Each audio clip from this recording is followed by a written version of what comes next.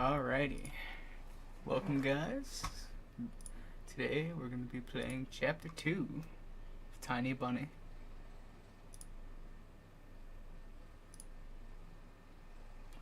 Episode 2. Time to play with you.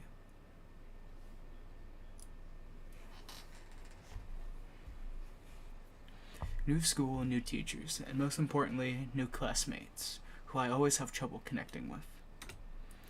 Like most other kids with glasses, probably. I forced myself to get out of my warm bed. Dad would usually drive me to my old school, but this morning the bedroom of my parents was silent. Did they sleep in?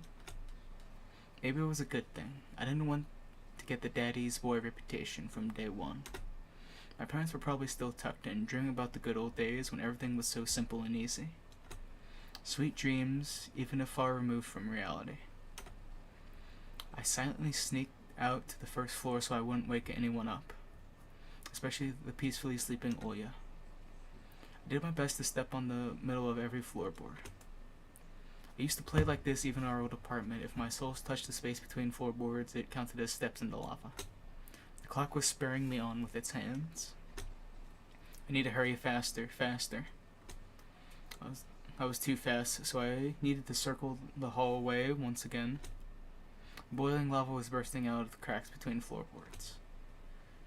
I needed to watch my step to survive at any cost. Hippity hop like a frog jumping on molehills, like a fearful bunny in a grove of wolves.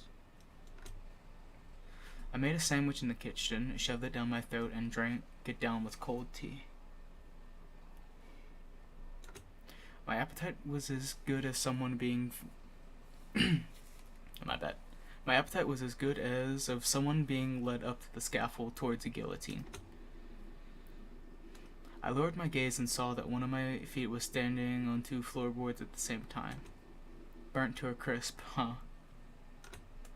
I moved my foot. Disgusting little snakes writhed in my belly, the fear of getting hit and being called nasty names. The clock clicked. I need to go. It was dark outside, fitting for an early winter morning. The darkness never fully left the houses around here. I took my time tying my shoes, buttoning up the puffy down jacket, trying to delay my unpleasant exit into the semi-dark, into the unnerving unknown. I rubbed my glasses for good luck, though I couldn't remember a single time these thick pieces of glass brought me any good fortune.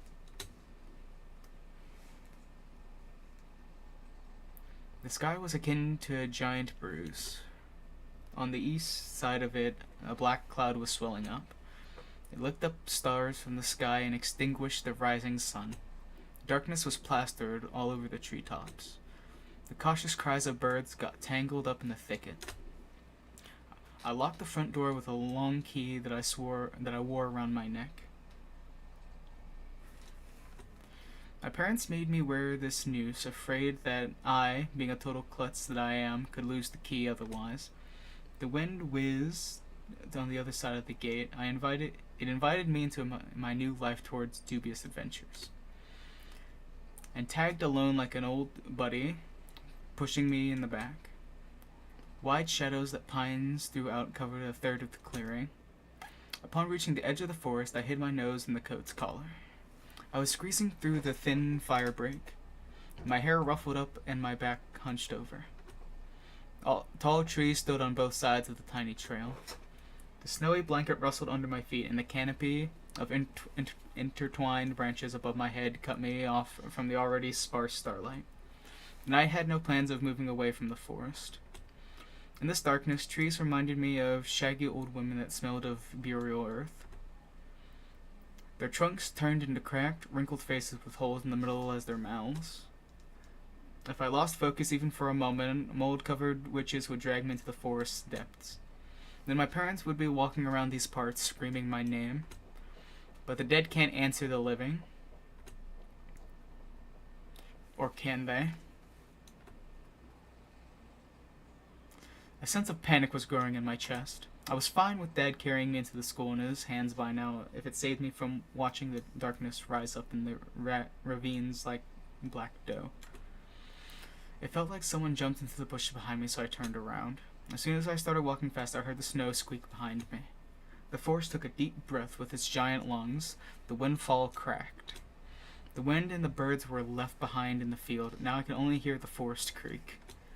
I walked, listening closely, and the unseen presence grew stronger, as if someone was following me, trying to match the pace of my footsteps. I turned my head so fast it made my neck crunch. A tiny trail behind me disappeared into the darkness. Tree branches overlapped, forming a natural tunnel.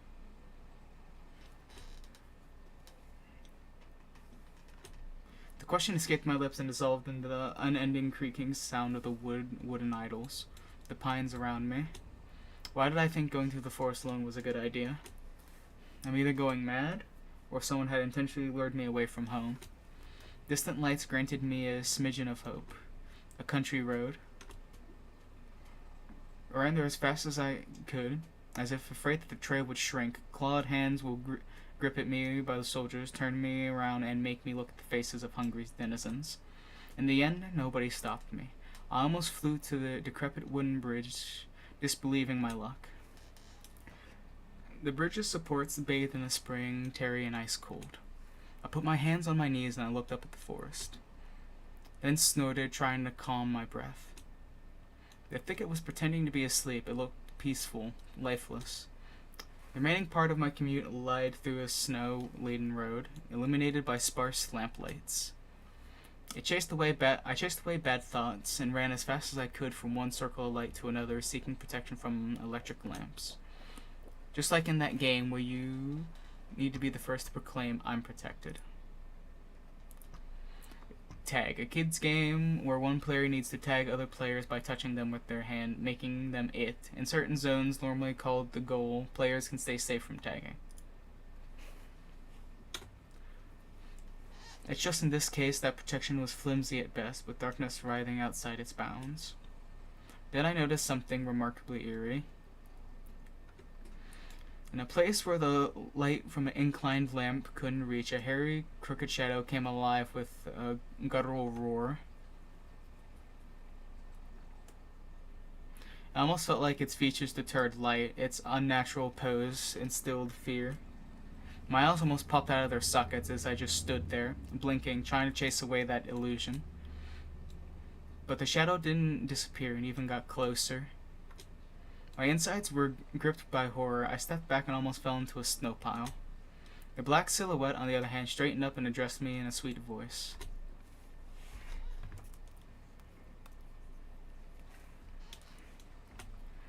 Words got stuck in my throat. Who could be talking in such a silky voice here between the forest and the dormant village?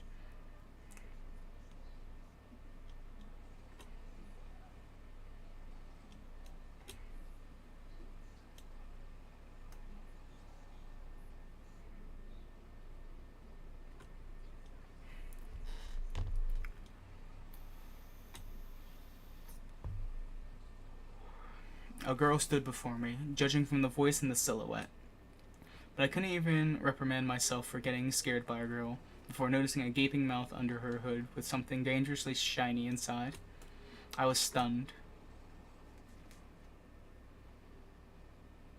From the cavity of her hood, a frighteningly real fox face was staring straight at me. It's just her jaws weren't moving and her eyes weren't blinking. A mask. It's just a girl with a fox mask on. At least I wanted to think that.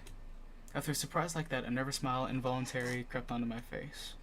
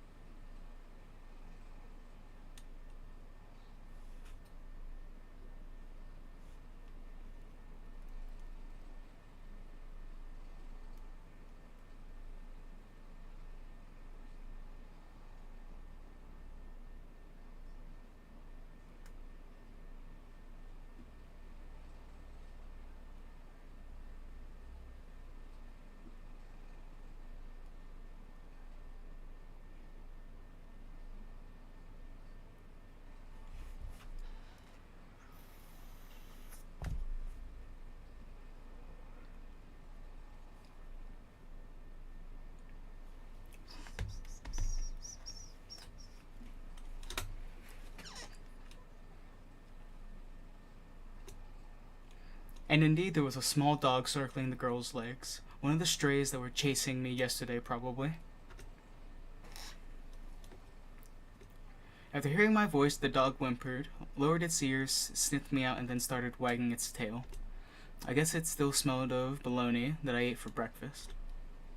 I was shifting my gaze back and forth from the dog to the girl. She didn't seem scary anymore, just weird.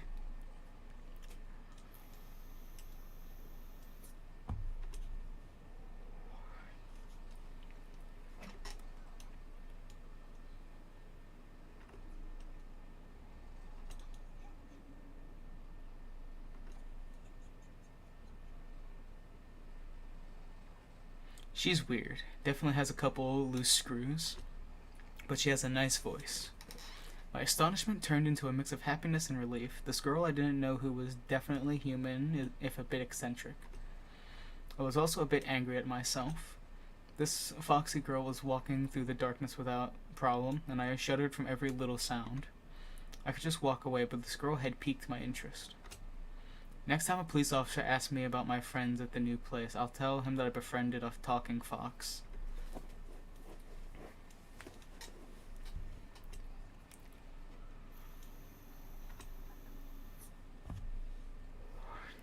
The fox giggled and purred. She spun around so hard the hem of her coat lifted up.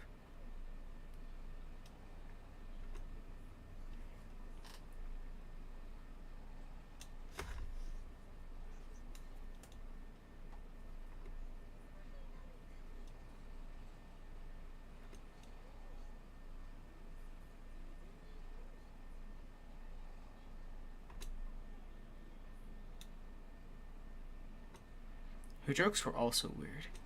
Just like her carnival mask, paper mache with fur glued onto it. A dog reminded us of its existence with a loud bark. I unfastened my backpack. Dad would sometimes throw food in there without my knowledge, cookies, apples, or even my favorite crab sticks. He called it a gift from the bunny. The stray strolled towards me with mincing footsteps, with a pleading look in its eyes. The fox did definitely treat it to something, but it was probably still hungry.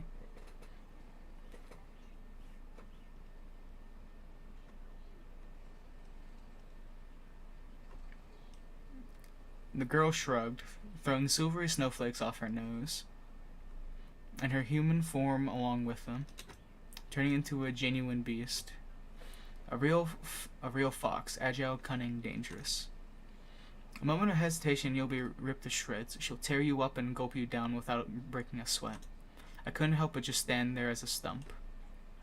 Until I heard her calm, melodic laughter, hidden underneath the beastly mask.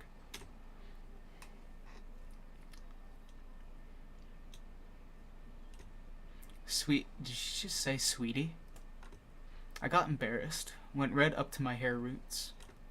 We'd seen a fox in a zoo once when we were there with Dad, but it had patchy fur, was gray and skinny. But this girl was of fiery color and furry, just like in fairy tales. I was still rummaging through my backpack. My fingers that were searching for the dog's treat stumbled upon some soft, crumpled object.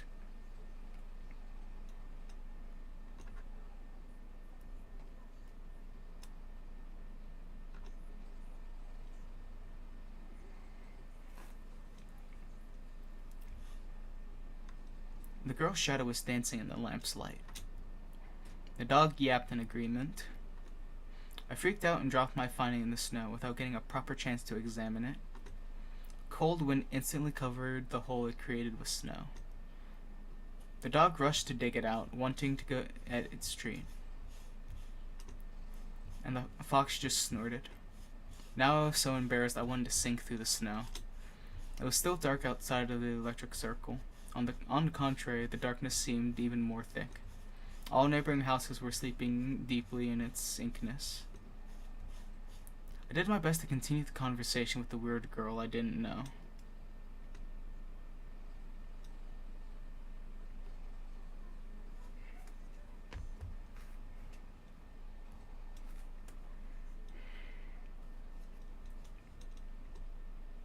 Well, I was trying to be friendly, but she can't stop mocking me. calling me a dummy and all. I should have just moved along without paying any attention to this weirdo and her stupid dog.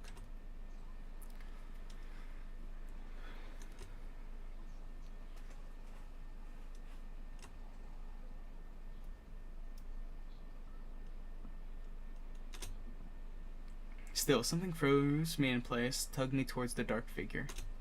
A mysterious appearance, her voice that was velvety and just languid enough. I was intrigued and excited. I watched her as people watch fires burn.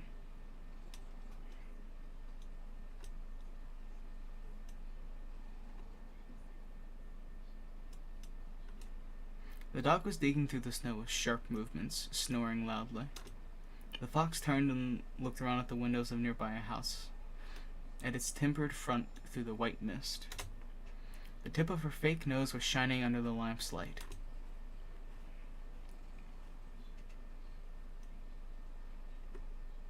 I went red again, like a boiled crayfish this time.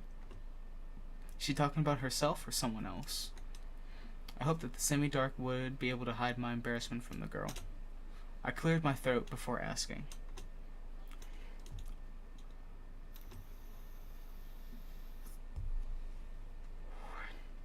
I waited, counting my heartbeat. The fox didn't reply.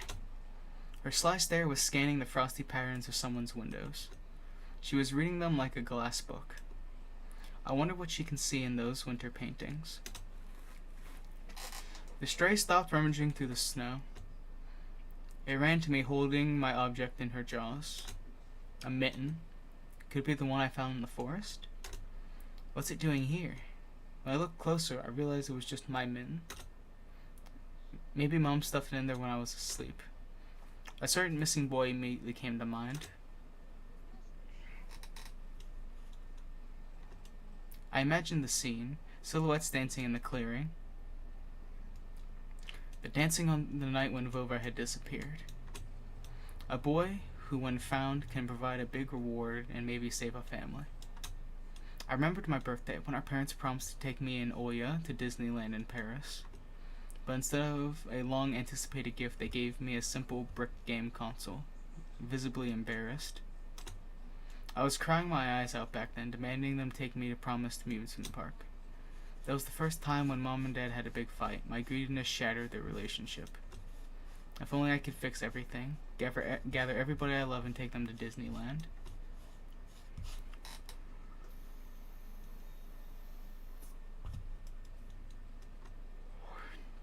It couldn't be true, but I felt like her mask became even more sly. The fox was sniffing me out.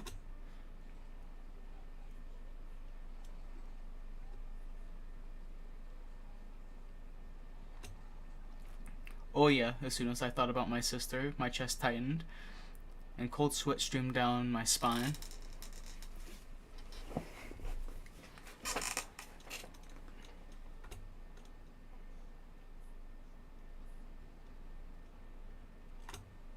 The fox girl stepped forward menacingly.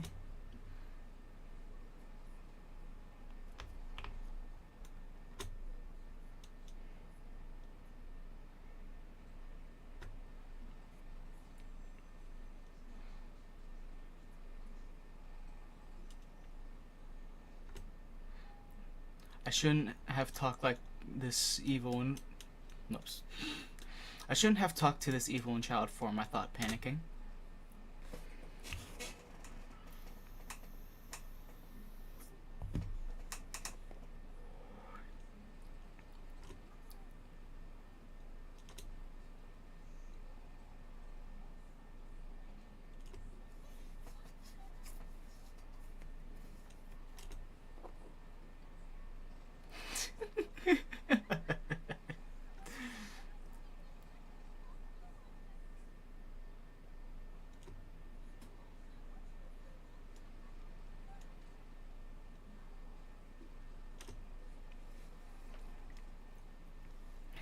Rude.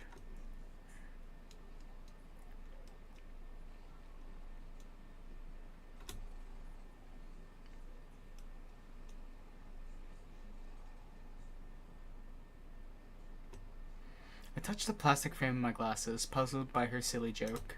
She got me scared to death.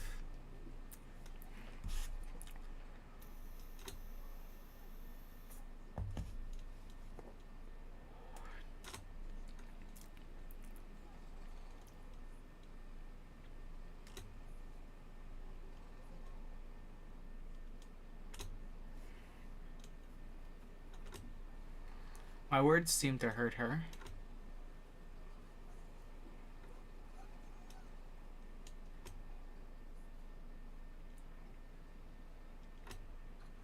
Her laughter was akin to the jingle of a pair of silver bells.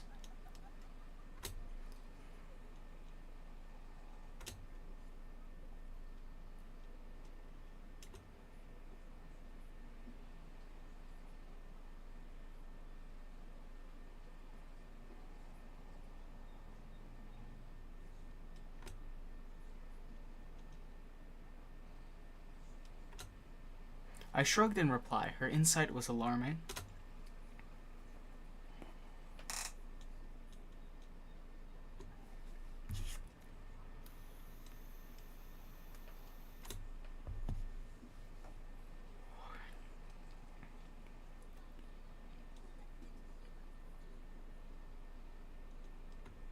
A pile of candy. I couldn't deduce whether she believed in what she was saying from the tone of her voice. I showed her another smile, a fake one this time.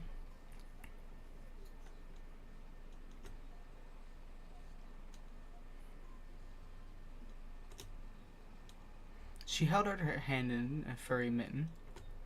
There was an assortment of sweets in her palm. In the city where I used to live, sweets like these were sold at markets and kiosks. I saw my favorite bubblegum in a vivid wrapper among the tasty treasure. A familiar name was on it, Turbo. A triangular fox face poked her nose towards me.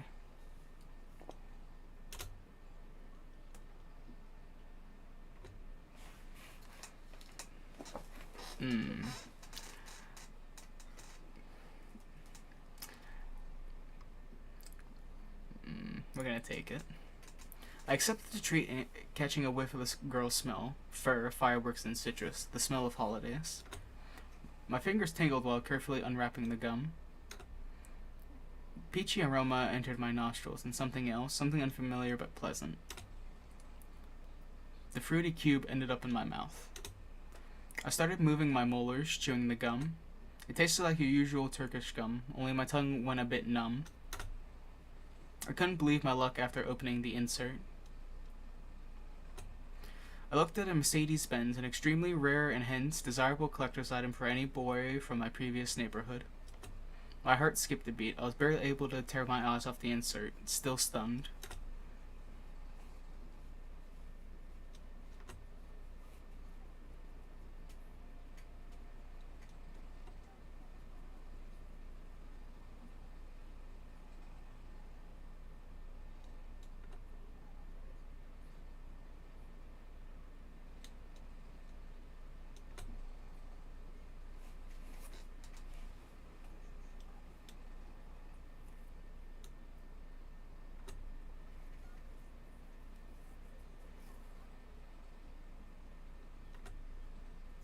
Unusual treats.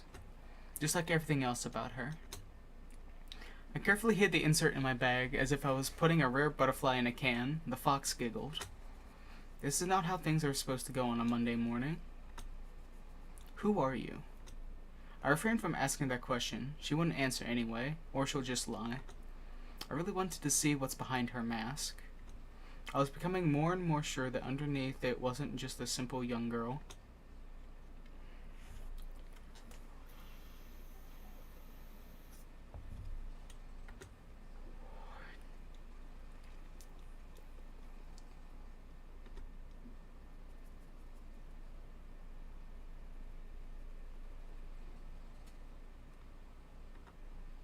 The wind caught her words like smoke from a fire and carried them deep into the darkness, into the creepy thicket. The trees behind me creaked with their bony branches.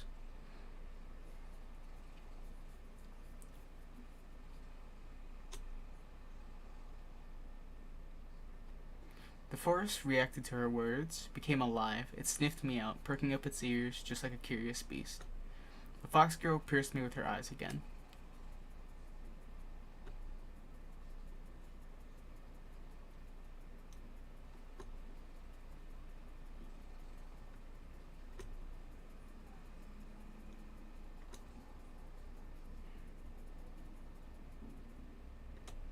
I didn't like being called a dunce, yet being friends with her sounded nice.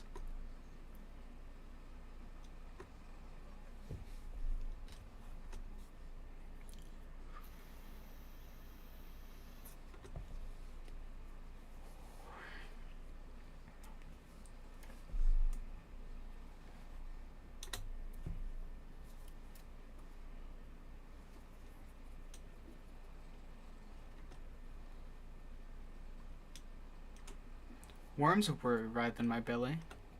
Better run, whispered my mind.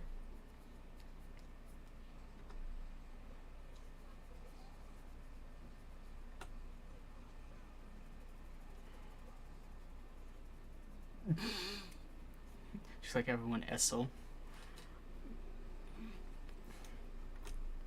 The girl sounded hurt, although I didn't know if she was genuine about it. She turned around as if she had immediately lost all interest in me. The gum felt bitter now. I remembered my dad's favorite saying, "Where are your manners, son?" Indeed, this fox was kind to me.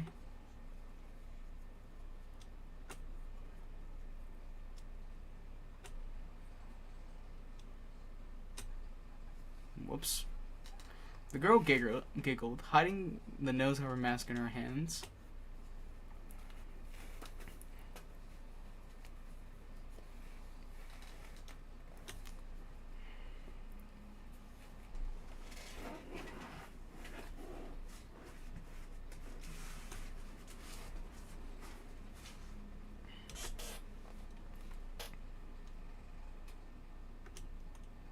After hearing this, the dog barked in agreement and stopped messing with the mitten. I leaned in, trying to grab the piece of handwear that almost ran away from me.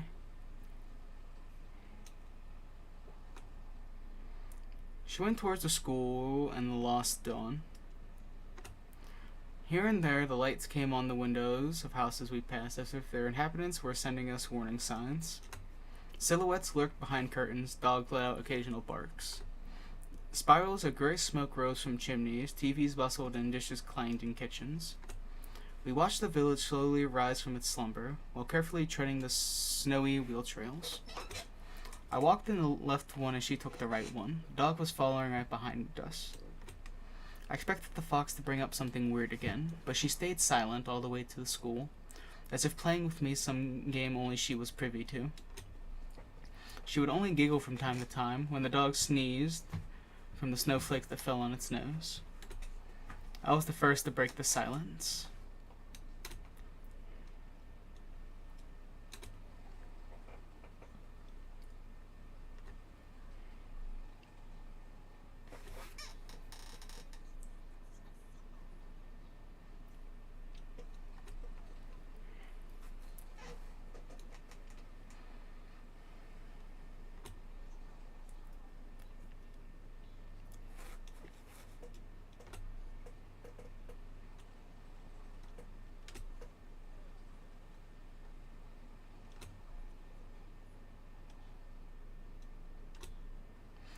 I couldn't understand if she was joking or not. I turned around, as if looking for an answer from the dog, from the dark sky devoid of dawn. My silent questions were left unanswered. The school's outline was already in our sight. A giant brick box stuck in the endless night. Lights in its windows didn't bode well for me. The warden trees were guarding the schoolyard. Screams, childish laughter, and someone's whistling tore up the silence. I went here with Mom when we just moved, and the place looked cozy at the time. Empty corridors that smelled of polish, puffy snow outside. The second time I came here alone to get the books and just kept on imagining my peers, rolling down the railings, grade schoolers running to the library, and teachers marching down the corridor with the air of self-importance around them. High schoolers were smoking at the entrance, in track pants and wool caps perched on their foreheads. Their appearance destroyed the last hopes for a cozy school.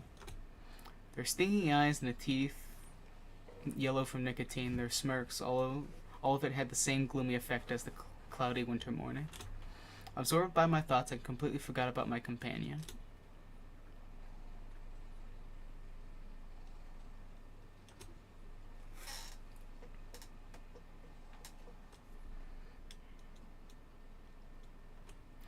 She just ignored my question. I hesitated.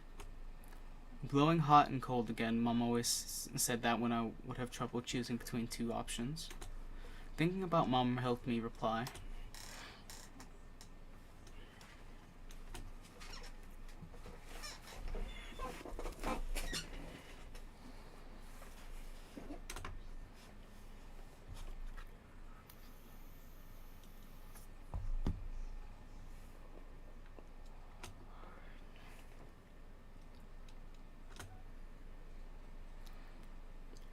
And the fox opened her mouth in a wide yawn.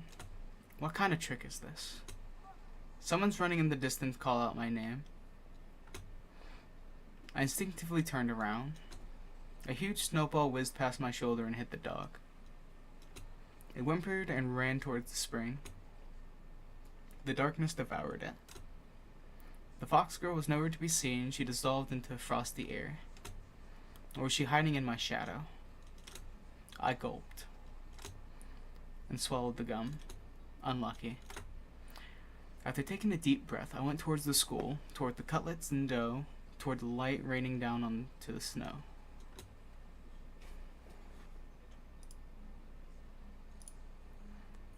Whose nest is this, I wonder?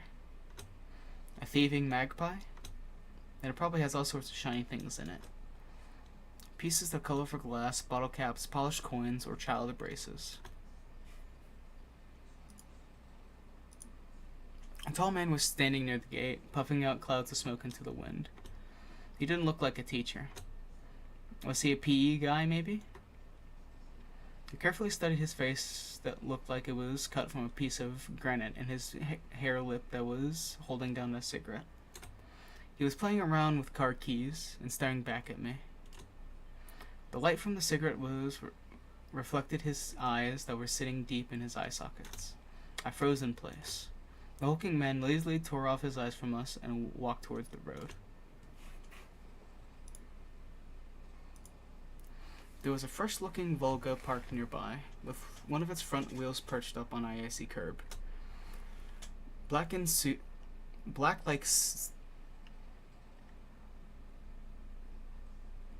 think that meant soot. Black like soot, as if it was straight out of the horror story Dad loved to tell me when we hid in the attic during a thunderstorm. I remember him always wearing a sad smile while mentioning the black car that snatched children. He would say, "It looks like a funeral car on the inside, white curtains and all. And it has DSC in its license plate. Do you know what that means? Death to Soviet children." Funny, I was born in the USSR too.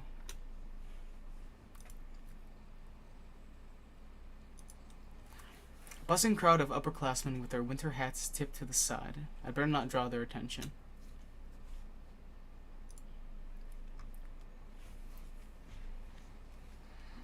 I could hear muffled voices from behind the doors, saw blinking lamps. Darkness crept along the windows, and I felt like the school was drifting in open space like a lonely lost spaceship. After going up to the second floor, I noticed a crowd around the notice board. Everyone was taking part in their lively discussion. I moved closer and took a look at something everyone was interested in through a wall of backpacks. There was a piece of paper with something printed on it glued to the left of the notice board.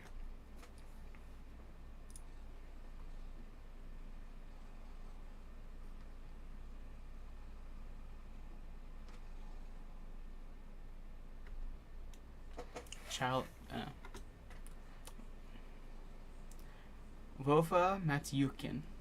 That was his name. A fourth grader. On that grainy print, Vova looked dead, with a black mouth and dark, empty eye sockets. Could it be the darkness dwelling deep in the forest invaded his pores and mutilated his face? A plastic toy gun couldn't protect him from the whispering branches and the howling wind. Empty eyes of the lost boy pierced through my soul, as if pleading. Unable to meet his stare, I turned around and rushed to the window, took a seat at the windowsill. The corridor was slowly filling up with children, in groups of few. Nobody paid me any mind. In the darkness of school toilet, children voices were hammering a nursery rhyme.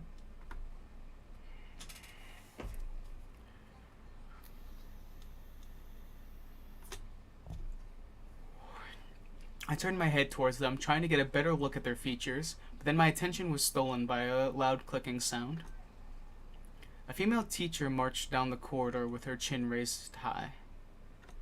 Her heels were hitting the floor like miniature hooves. A girl was trailing her every step. She was also looking pompous, stomping along the way and whispering some secret in her friend's ears. She was probably a class rep since she was carrying an attendance register book.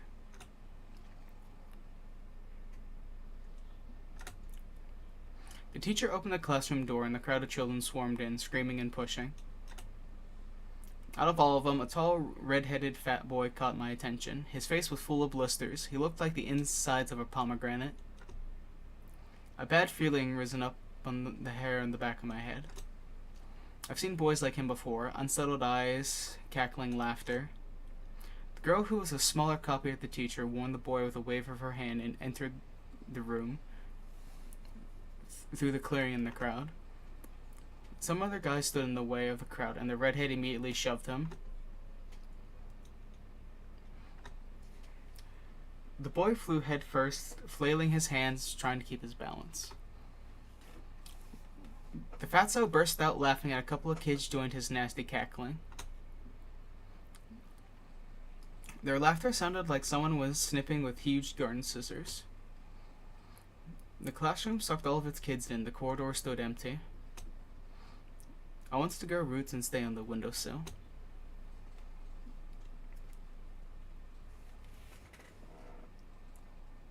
Just a handful of lampposts outside were battling the darkness, writhing the fluorescent fish in the black ocean.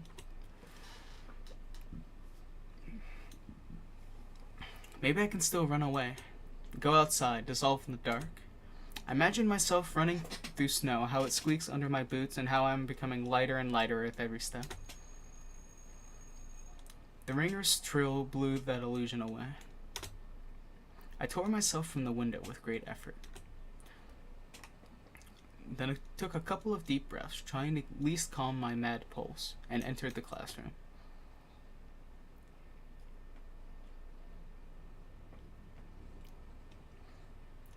The prim teacher looked over at me from the frame of her glasses, clearly annoyed.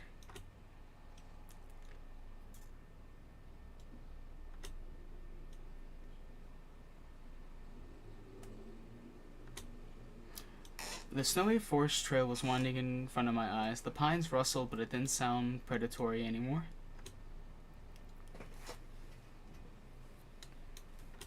She buried herself in the register and flicked through the pages.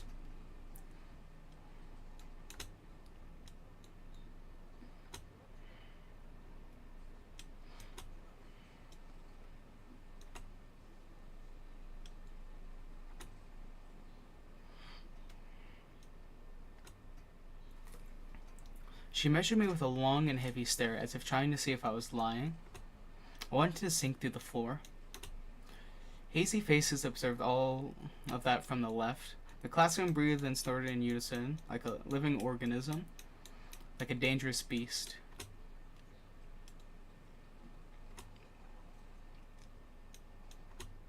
My knees chose the worst time to start shaking, and I felt dizzy. I clutched my fists so hard, my knuckles became white.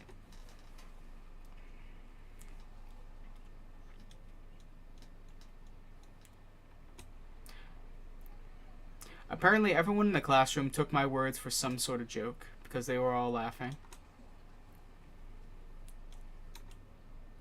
The classroom fell silent.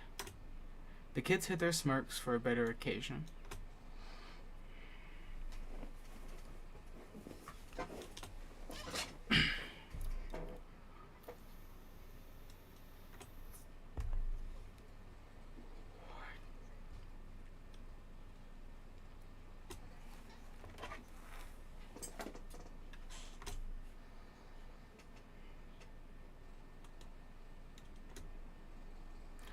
The teacher flew past me, mumbling something to herself in righteous anger, and I was left standing at the center of the classroom. Like a convict in front of a firing squad, I lowered my gaze, feeling the mocking stares from all around the classroom directed at me. They prickled my skin, danced on it like laser sights. Once again, I imagined running far away from this place, fighting the clawing wind, roaring high above the pines in one long jump. With the wind in my back as my only companion, the odds my future classmates were asking, this new boy, is he one of us or an outsider? Somebody whispered something and stifled laughter rolling through the classroom. It was easy to guess who was the main prankster here.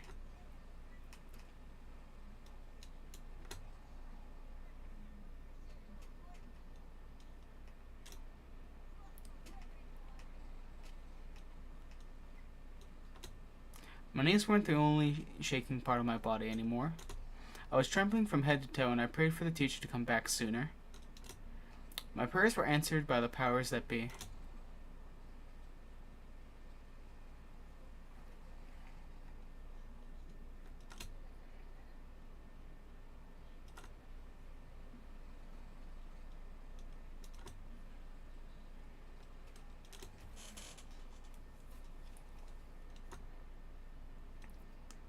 Fatso put his backpack on the seat beside him in defiance, scratched his belly, and smirked.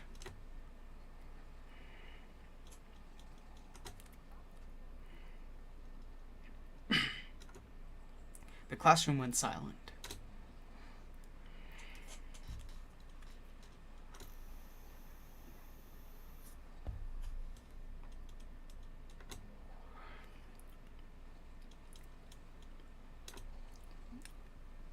Semyon didn't move a muscle.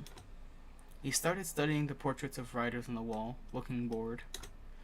I needed to do something to resolve this somehow, to save myself. I cleared my throat and continued in a stifled voice that sounded nothing like me.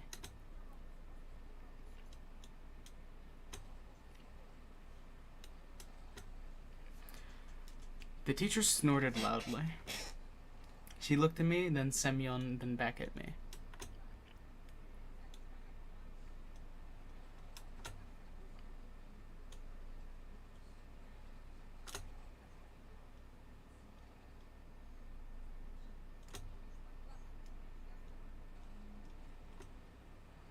Semyon forced out a twisted smile. Juicy pimples were growing on the tip of his nose, ripe for the taking. I walked carefully, afraid to stumble and fall, causing another outburst of laughter from anyone. I took my seat at the back, at the last table where I was met with a pile of old posters. The outcasts took their seats, and the class was ready to start.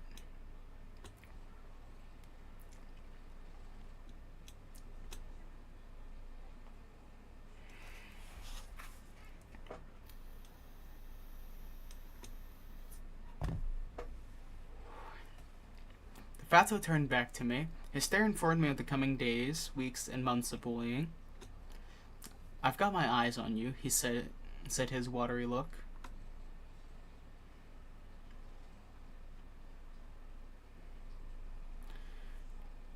After just a couple of periods, I already noticed a huge yellow spit stain in my notebook. Then, at the cafeteria, this Semyon accidentally spilled a glass of Compt on me. Then he flailed his hands around after exiting the toilet, so some of the liquid from his hands would get on me. Just before the final period for today, Semyon pushed me into a buzzing crowd of girls from our class. They made way, cursing, but I couldn't hold my balance and ended up ramming my face into the girl I took for the class rep before, right in her chest. I immediately stepped back, dying from embarrassment.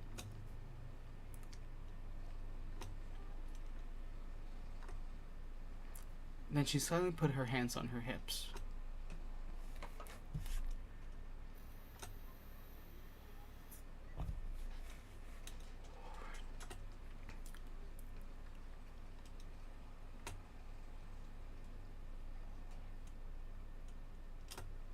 There was some sort of sadistic pleasure in her eyes, as if she was a child who was about to put a light... I swear I can speak English. There was some sort of sadistic pleasure in her eyes, as if she was a child who was about to put a lit-up match into the chafer beetle. Yep, I can speak English alright.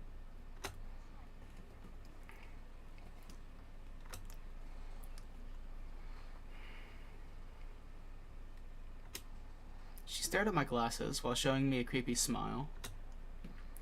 I started to fume on the inside, but Semyon's laughter cooled my head.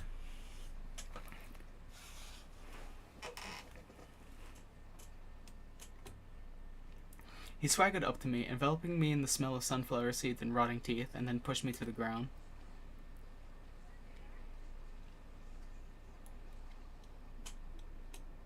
The bully towered over me as if saying, "Come on, hit me, let me see you try."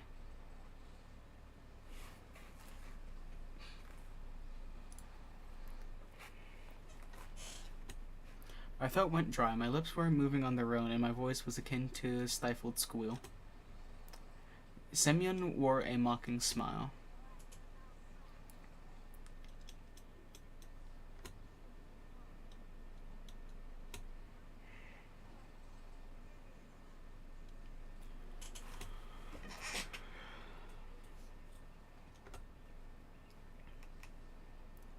Semyon slowly stuck out a finger and poked my forehead.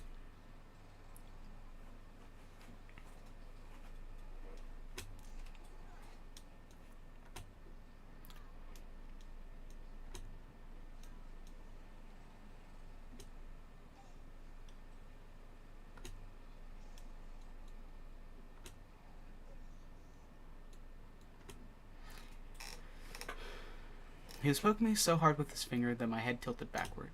I must not cry, or I'll be done for.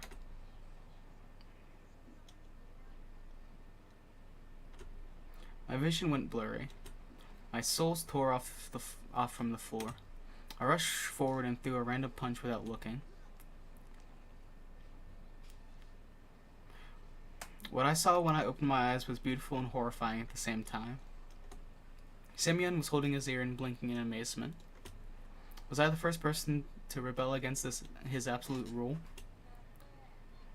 I needed to run, but I was already surrounded by his cronies.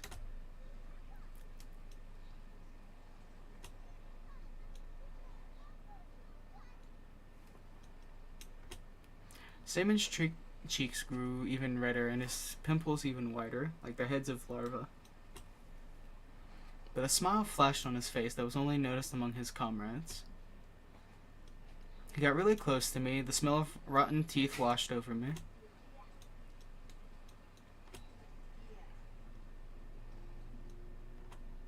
His voice was evil and dangerous, like someone tore off the lid from a kettle with a boiling fat. I was waiting to get hit, counting the thumps of my heart and guessing where his fist will go. The solar plexus, the jaw, the nose. But he just turned around and walked off. A thought, cold and sober and extremely rational, popped up in my head. I'm going to get killed today. I was late to leave the school after classes on purpose. Semyon didn't attend the last period, so I was hopeful. What if he decided to dodge the cleaning duty and ran home, forgetting all about me? I heaved a sigh of relief, like someone on death row whose execution was delayed by a day. Ugh. Fuck, excuse me. But I didn't let myself forget his tone, his vengeful gaze, and his scary, electrified smirk. While other students were leaving the school, laughing loudly, I was pretending to skim through my books near a window. I was staring outside, nervous. Semyon was nowhere to be found in the front yard or near the school gate. I didn't really believe I was this lucky, so I decided to be extra cautious and stayed for some more time in the corridor that was gradually getting less crowded. All the bustle moved to the first floor. There was a skeleton peeking out of the biology classroom. Some jokester put a cap with the American condor on its head.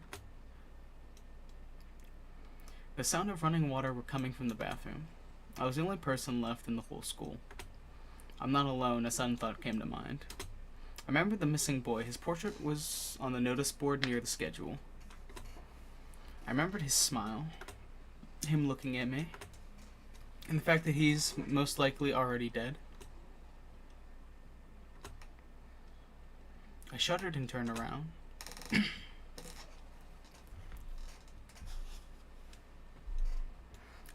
At first, my eye stumbled upon the black violin case. Then I noticed the girl from my class was holding it.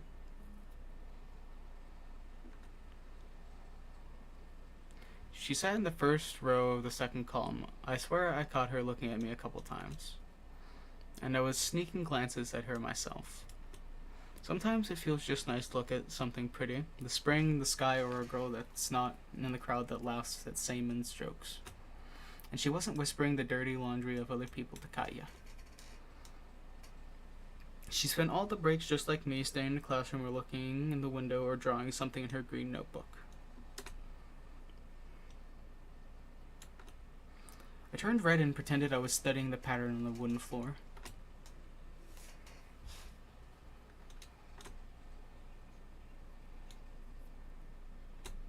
I started shoving books in my backpack to at least put something in my hands.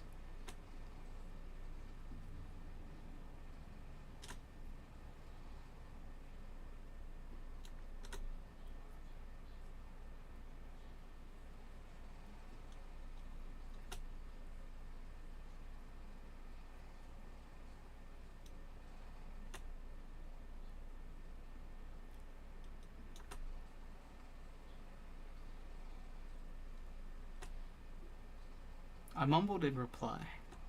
Yeah, right. Me, brave? A hero that has been standing around in the hallway to avoid a beating. The girl looked at me with her clear, attentive eyes.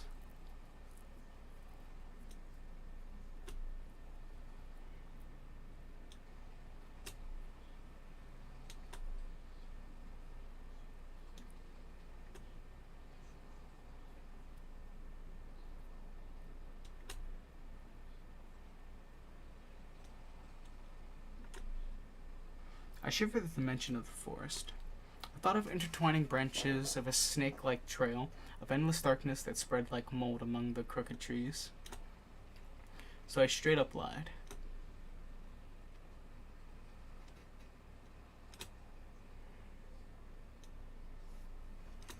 She smiled after a brief pause, as if brushing off a daydream.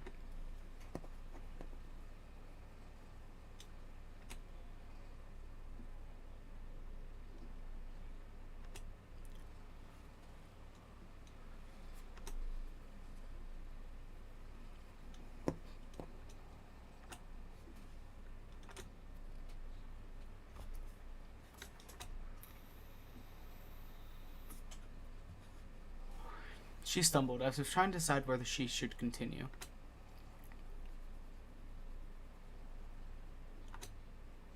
My chest felt prickly after her innocent question, yet somehow it felt pleasant.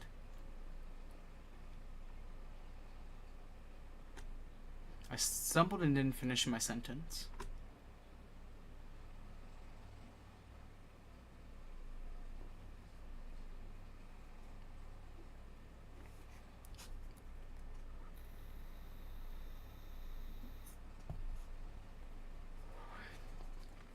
Elisa's predatory smile flashed in front of my eyes. Her playful eyes and the slits of the mask were probably just a product of my imagination, though. What if that fox girl was waiting for me after school? Or was it another of her weird jokes? I wonder if she's hiding a big red tail under her coat. I suddenly got covered with beads of sweat, like after PE class. I wanted to take a shower, as if thinking of the foxy girl made me dirty, soiled my clothes, lured me into the forest's embrace.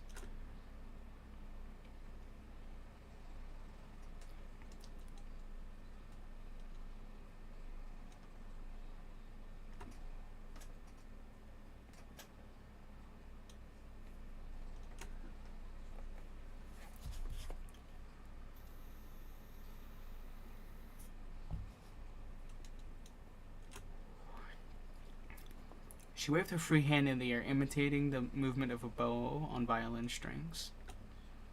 I could almost hear the music. It chased Elisa out of my head. I looked at Polina's lips, catching her every word, and was frozen from the unusual sensations. They were warm, soothing, and tingly. It felt like I was very small and the feelings were immense and they couldn't fit inside me.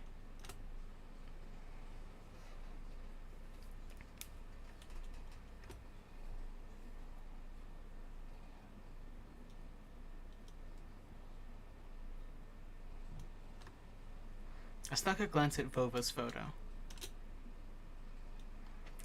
His eyewells were studying me, his lips were wearing black lipstick. Just like the portrait on a gravestone.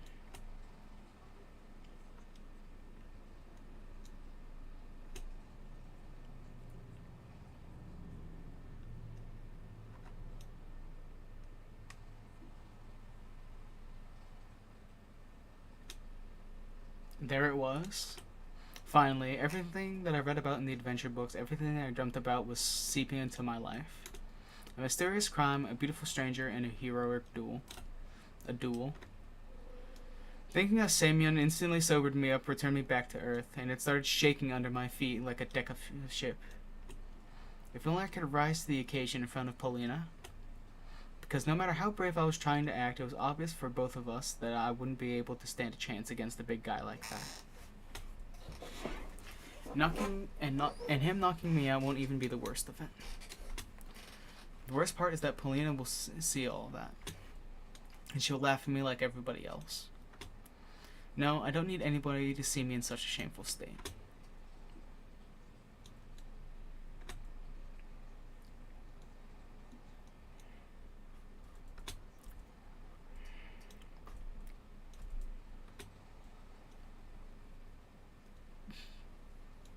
Nonsense, she says. You don't know the destiny of a man. Polina brushed off some hair off her forehead, and I sensed a weak aroma of blackberry. Polina was like water when you were thirsty. You gulped it down and still wanted more. I remembered the summer evenings at the country house, the fire's pungent smoke, the berries hanging over the fence from the neighbors, and the soft cover of pine needles under my soles. Those few peaceful days when I felt completely safe. My mom, resting in the hammock, my dad putting meat on a skewer. Could I have foreseen the upcoming catastrophe in the crackle of the coals, in our parents' laughs, in the smell of fleeting July? Could I have seen how fragile that world was?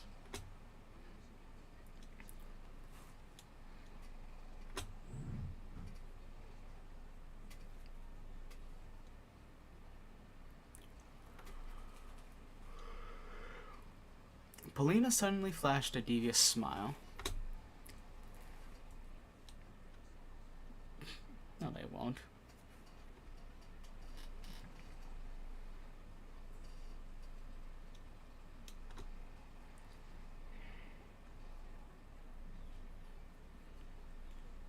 You're a fucking liar!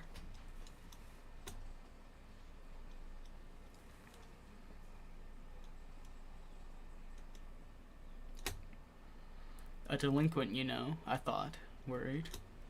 Is he better than me? Taller? More handsome?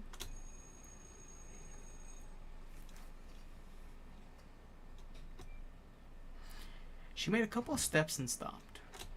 Amazing. Polina didn't look like those beauties from the magazine posters or the actresses from the movies. But in the flickering light of the ceiling lamp, she looked much more alluring.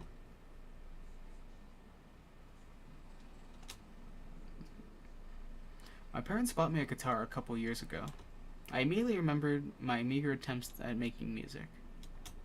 And, change. We're all waiting for change.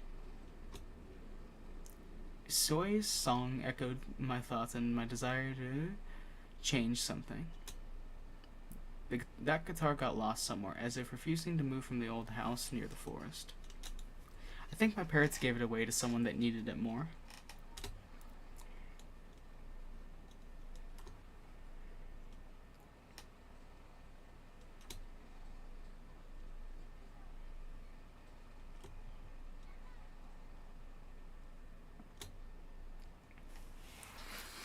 Her shout was captured by the loud echo. Her shoes also echoed through the school's hallways. I wasn't sure if Polina heard me. I looked out the window again.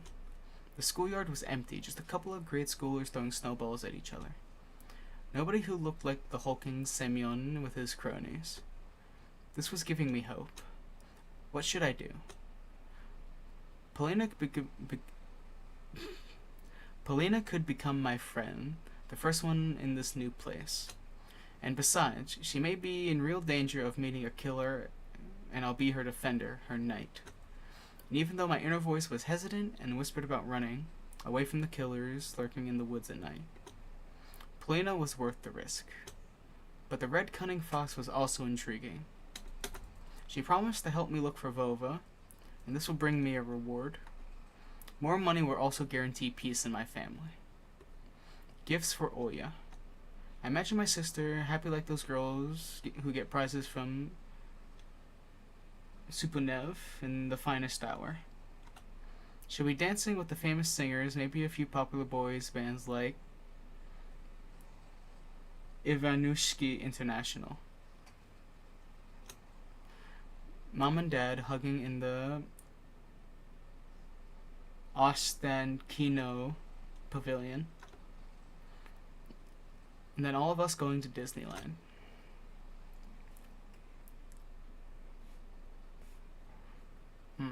Isn't this... An abandoned zinc bucket with a rag on the bottom of it, filled to the brim with murky tap water. It reeked of salty chemicals, and the stench was so intense that I felt sick. I staggered away from it, praying that I don't meet the same fate as the person on cleaning duty. Oops. I wonder how long Semyon would be turning it around if it fell into his hands.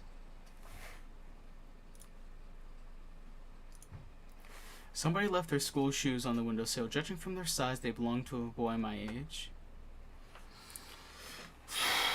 Decisions.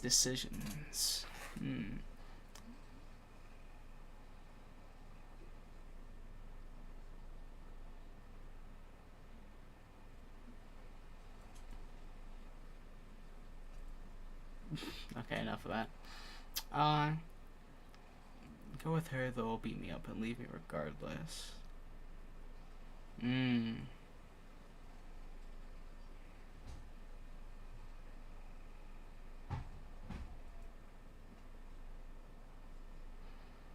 Decisions.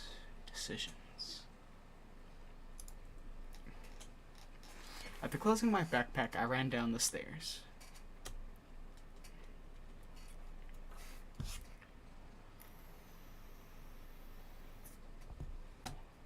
Nobody suspicious in sight. The school doors creaked. The sound was familiar to the music from a thriller, the high note that comes before an intense scene. I ran around the school corner, trying not to catch anyone's attention. The smell of pastry and burnt sugar wafted through the school cafeteria. I froze when I saw a silhouette in the second floor window. It must be Polina, gliding a bow on a violin strings, with her head slightly tilted to the side. I wish I could hear the melody she played, but Polina was only a dark outline on the window's yellow sheet. I dragged my feet forward.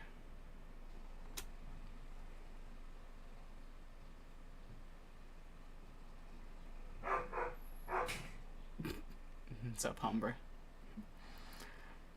Net on a football goal in the yard fluttered in the wind. The same wind that hurled small white whirlwinds through the field. Somewhere nearby, an invisible tractor was humming, scaring away the crowd of cawing birds. The hum of its engine sounded like the howls of hungry beasts that chased me through the snowy desert. Elisa and her scary mask also came to mind. Right now, in the light of day, it was really hard to believe she was real. What did she say back then? At the backyard, near the hanged man? What did she mean by that?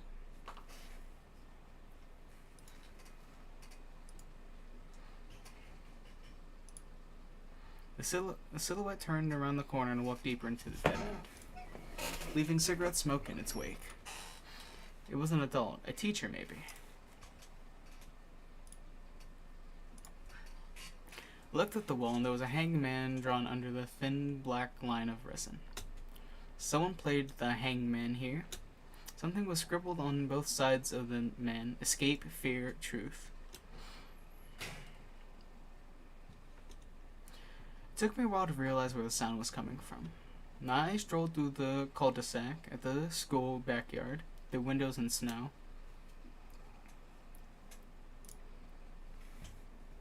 One of the snow piles started trembling like a volcano before it erupts.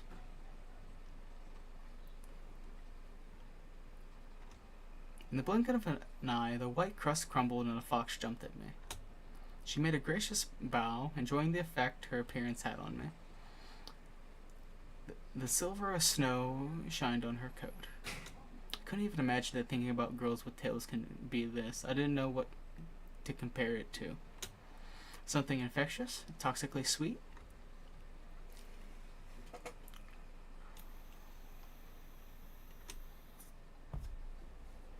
She giggled so enthusiastically that it forced me to smile. I quickly rolled a ball of snow and threw it at Elisa. She tried to dodge, but it was too late. I hit to the shoulder.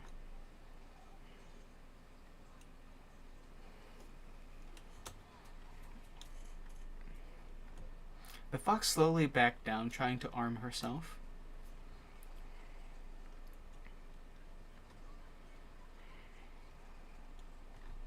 Her retribution was swift. A snowball arced its way above the snowy yard, and the ravens flying in the air. I wanted to duck, but slipped and fell to my knees. And while I was getting up, I caught a huge chunk of snow with my face. It burned from the cold. I swore loudly from immense disappointment. Using the words I heard in Sector's Gaza songs and the cassettes I hid from my parents. If Dad heard this, he would have definitely gave me a good whipping. He had a very low tolerance toward obscene words and always communicated in clean Russian.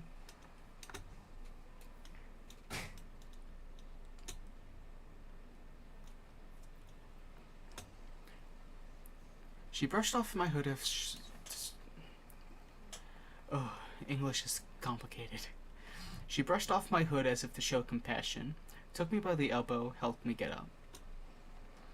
With uncharacteristic for a child, she took off my glasses, blew away some snowflakes that were stuck to them, and handed them back.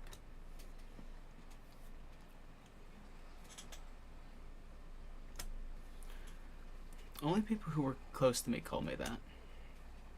And I haven't even seen her real face, didn't know her last name, what class she was from, and if she had a real tail under her coat.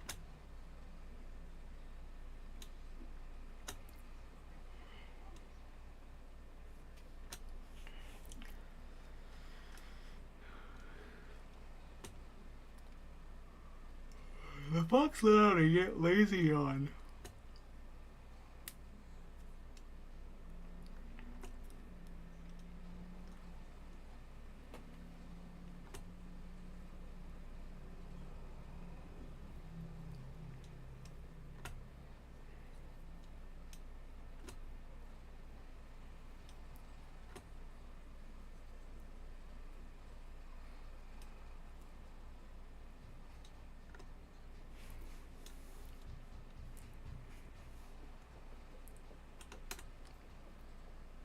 Her furry fox brow started twitching.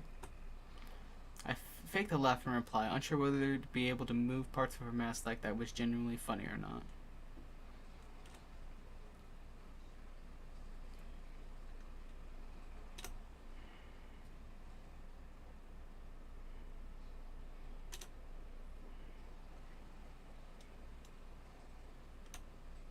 The fox girl got dangerously close to me and stood on her tiptoes, almost touching my face with her rough little nose. Playful fires danced deep in her eyes. She smelled nice, like berries in saccharine. Is this the smell of independence and true freedom? I mean, the kind where all you have to do is your life is run wild and eat sweets. Her whisper poured into my ear like scolding hot water.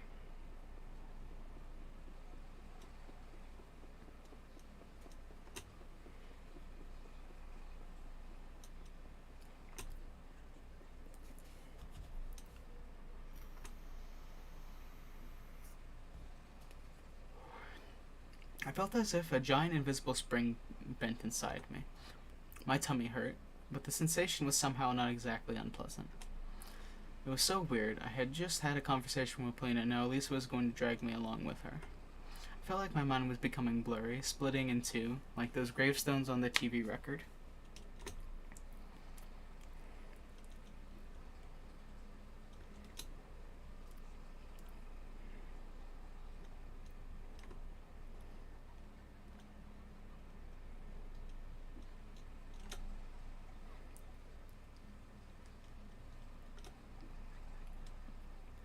She burst out laughing, whipped the hem of her coat, and ran towards the road where we used to come to school in the morning.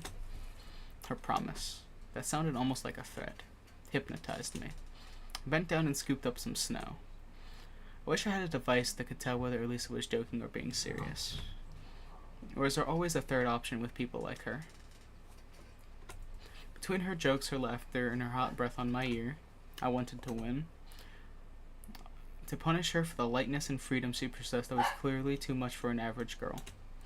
When I, on the other hand, was possessed or rather intoxicated by the thirst for adventure, by my curiosity. Just like that time when I ate the cherries from Mom's nalivka and lied down with my eyes closed while the bed was spinning underneath me. A sweet alcoholic drinks made from fruits and berries, often called berry vodka.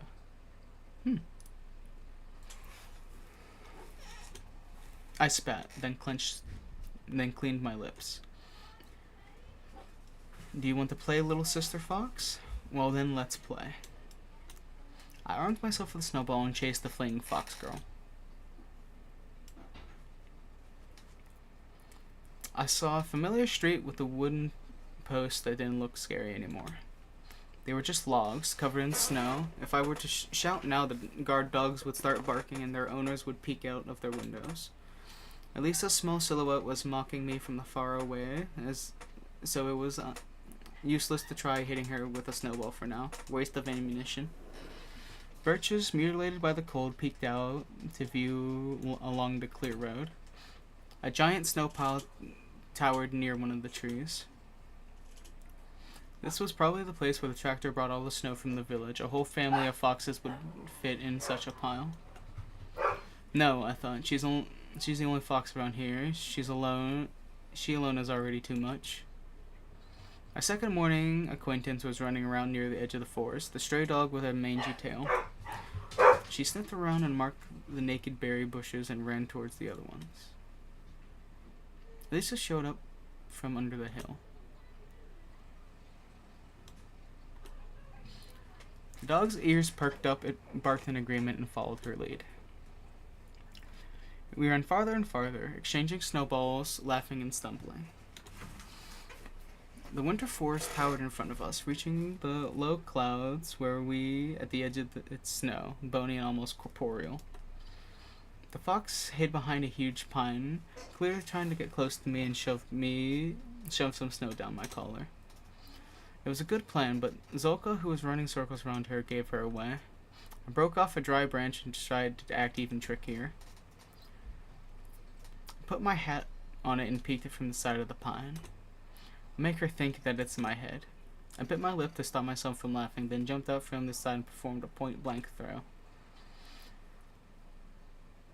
Elisa probably cracked my plan right away, but still let me win 3-1. I was wounded in the leg as she got shot in the chest and in the stomach, losing imaginary blood in front of my eyes. Pleading for mercy while also choking from laughter.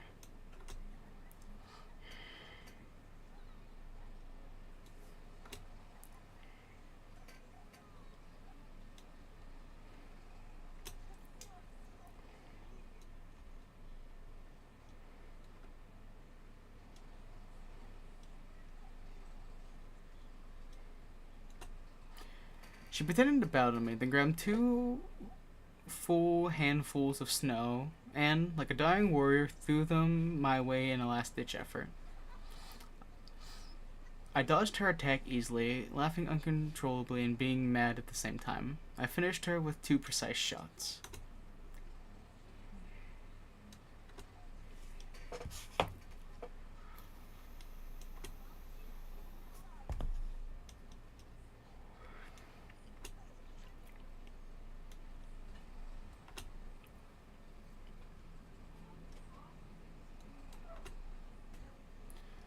She dashed behind the trees after blowing snow in my direction.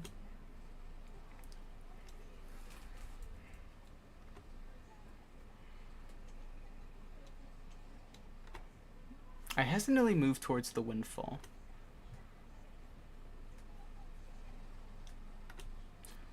I thought I was a real tail gliding across the bushes. I rushed to the intertwined branches that helped Elisa to hide as if something was pulling me there. I had to move them, tear them off like spiderweb. Branches sprang back in my face, but it felt like they were caressing my cheeks and not hitting them. I was sweating, but still had a lot of stamina left. I'll make sure to catch you, little fox. Lisa's voice was wandering among the windfall.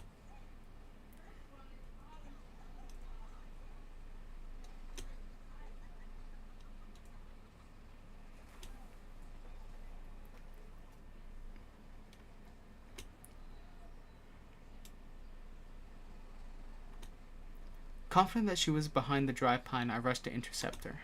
But the local acoustics tricked me. Her voice was already echoing from the other side.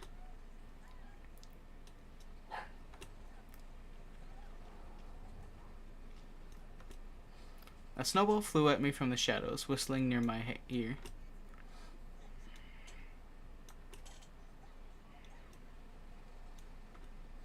A bright fox fur coat flashed near a rotten stump. I rushed there, jumping over a ravine.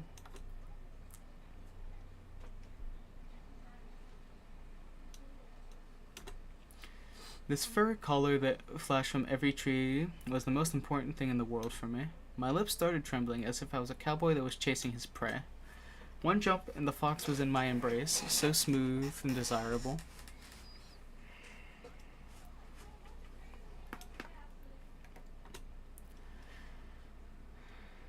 She leaned against the scratchy bark and started puffing.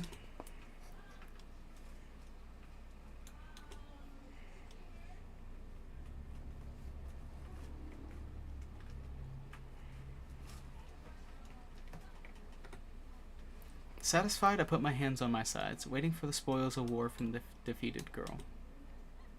But what I got instead was a sly snowball in my smug face. The cunning fox ran away, roaring with laughter, but I wasn't even mad about it. I needed to catch up to Elisa, to tackle her and subdue her, tear off her mask and see everything.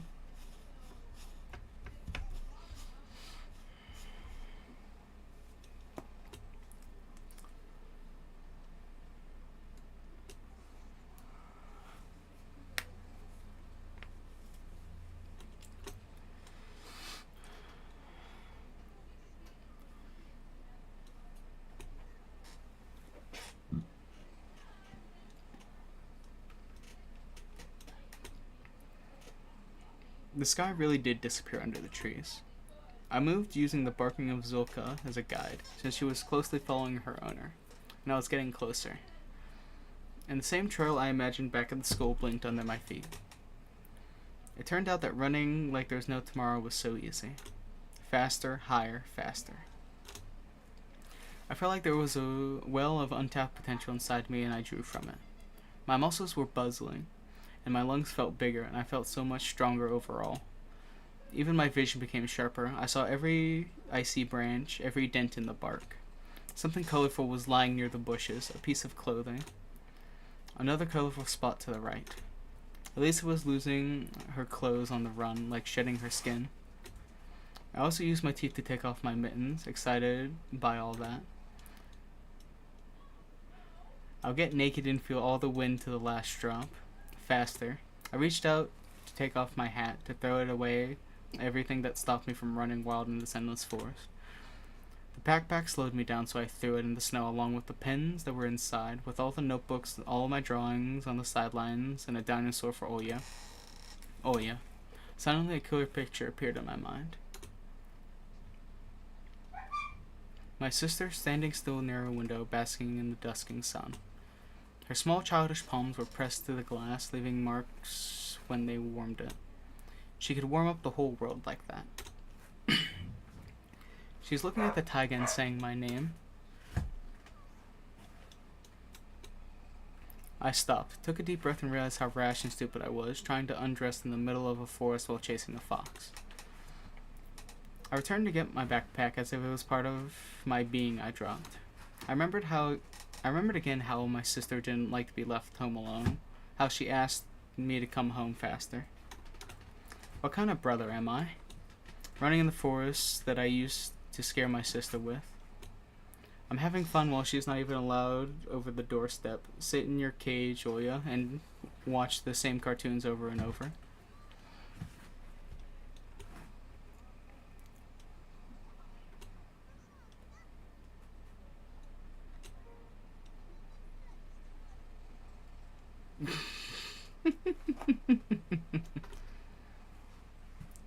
From the darkness behind the pines, just like cavemen from their cave, appeared smirking Semyon with a bunch of his cronies.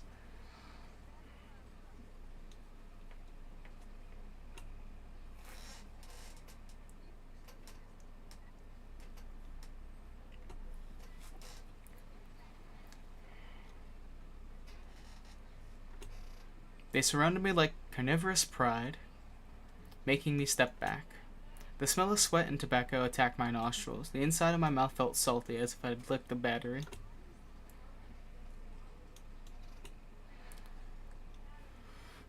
The name of my companion turned into a stifled cough. Pines were swaying back and forth, like solemn guardians. I was frantically looking everywhere. I jumped up, finding that fox among the trees, expecting her to come to my rescue. But only the wind replied to my pleas.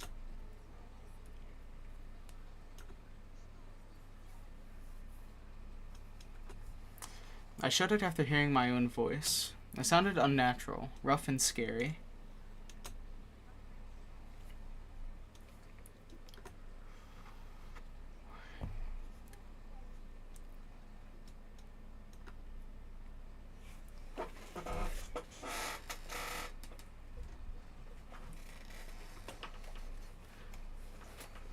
The fatso spit through the gap of his teeth and pushed me so hard that I hit my back against the tree.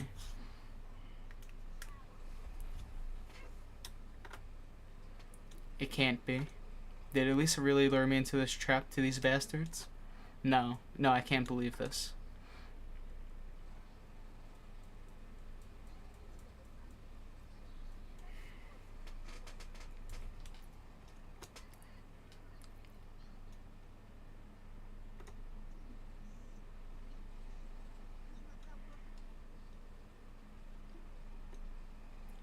Semyon was moving toward me, readying his fist. In that moment, the other delinquent in track pants made a loud whistle, and the hulking boy lowered his hand. It was unexpected. It seems like Bobrin wasn't the leader of this gang.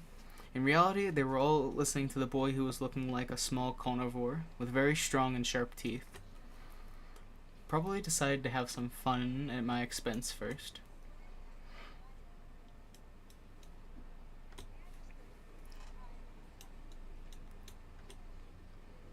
Only then I noticed Zolka beside my legs, trembling from the ice cold snow that plastered all over its fur.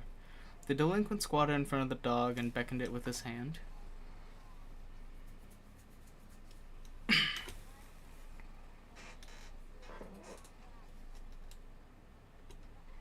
The others let out nasty laughs. The dog's ears perked up and she started carefully moving closer.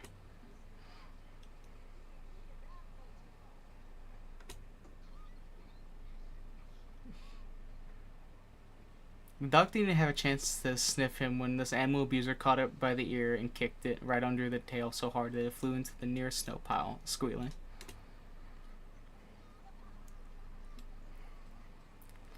The whole gang burst out laughing, and my heart got encrusted in ice. Even the birds that were perched up on the tree branches let out frightened caws. At the edge of my vision, I saw something flash in the illusory twilight of the sleeping forest. Or were that just bushes just moving their icy branches in the wind?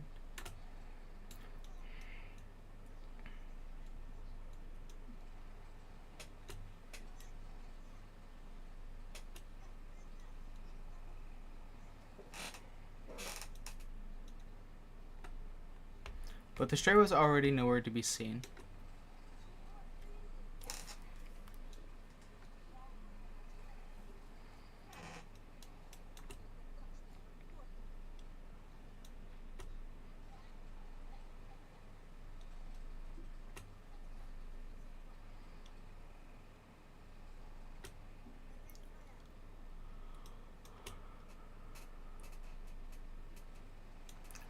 Semyon brought a sizable signet ring with some ge- geom. I hate myself so much. Why can I not speak? Semyon brought a sizable signet ring with some geometric shape carved in it up to my face.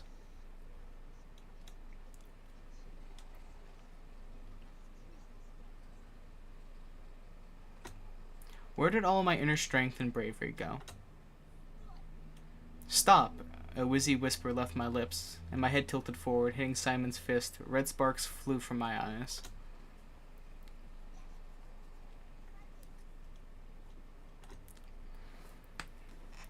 Semyon gave me a rough push toward the bastard, with the slanting eyes as he tripped me. I fell on the sharp crust of ice, and the fatso stepped on my hand, preventing me from getting up. A painful groan escaped my lips.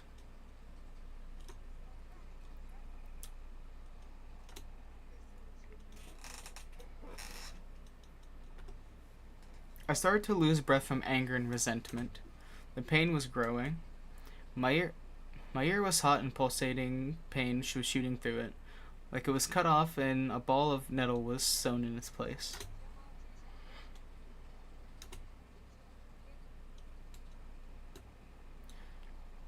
At this moment, I felt pure unbridled rage, the amalgamation of my anger. Like the sprout's ink, it rose up from the depths of my mind, filling all my thoughts.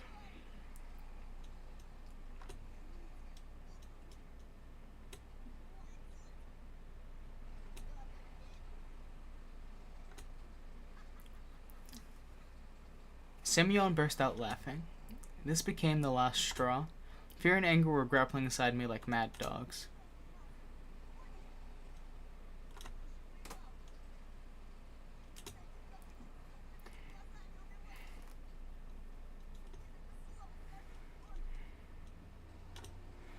Romka lifted up his arms, stopping it in a torrent of lies, and made a couple of steps forward. Semyon slowly backed off, giving me an opportunity to stand up. Did he believe me? Or was he confused by my face, twisted with rage?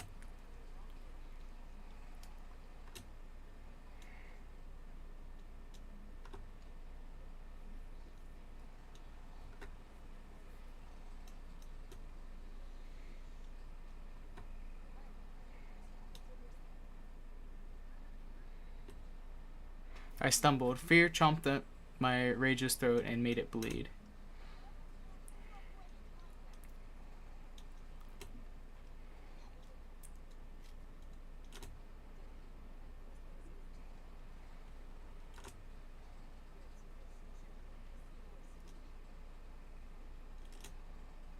There was a nasty smile on his face now. This didn't bode well for me.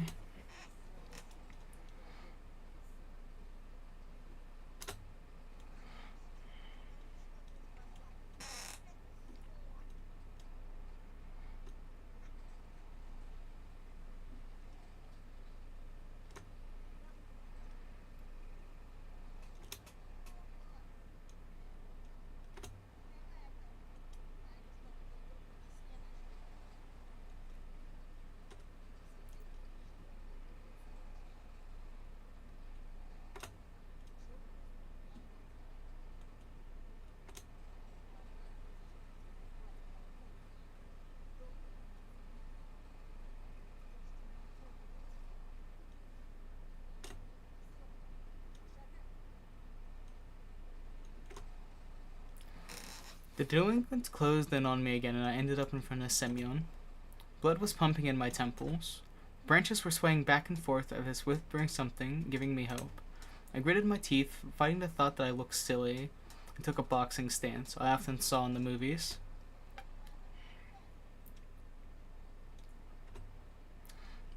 This was my first ever fight. I'll remember it for the rest of my life if I don't kick the bucket, of course. At the edge of my vision, I noticed the darkness writhe again, as if someone was walking back and forth there. I sensed Roma's claws grab my backpack.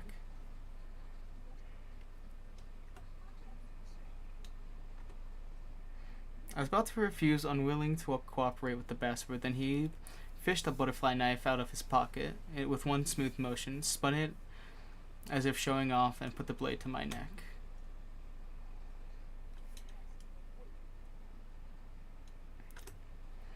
I let out a cloud of steam instead of words. Rumka pulled with all of his might, and my backpack ended up in his hands, calm and relaxed. An insidious smile on his face, he looked into my backpack.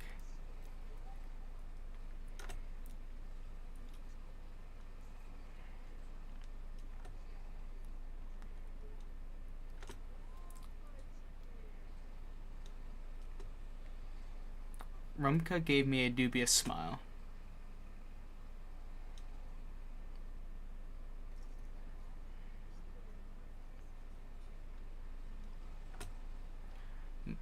My text and notebooks fell in snow.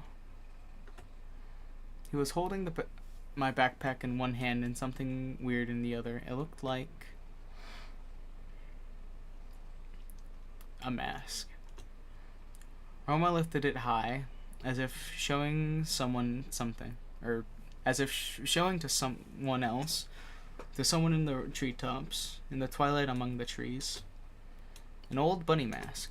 Long, worn-out ears, barely visible nose and whiskers, mangy fur on the sides. Where did it come from? Who put it there? Semyon laughed.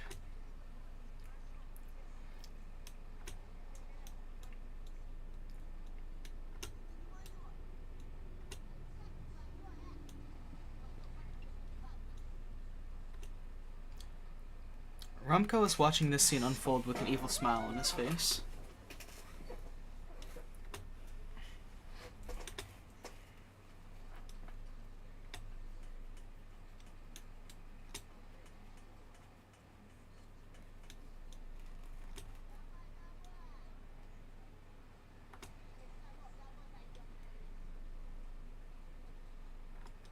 Anything but this. What if someone from our class will pass by?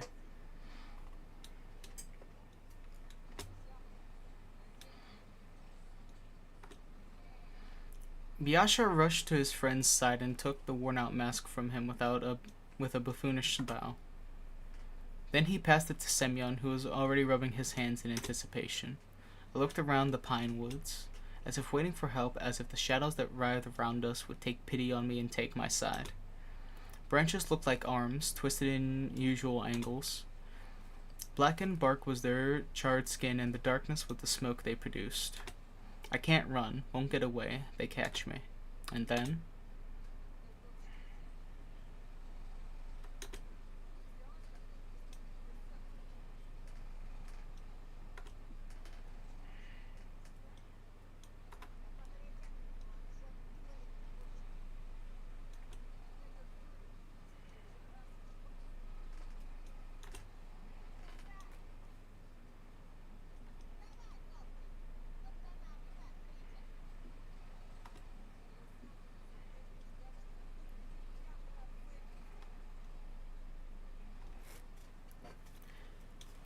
He must indeed be scared of Rumka. Semyon swore silently and glared at me.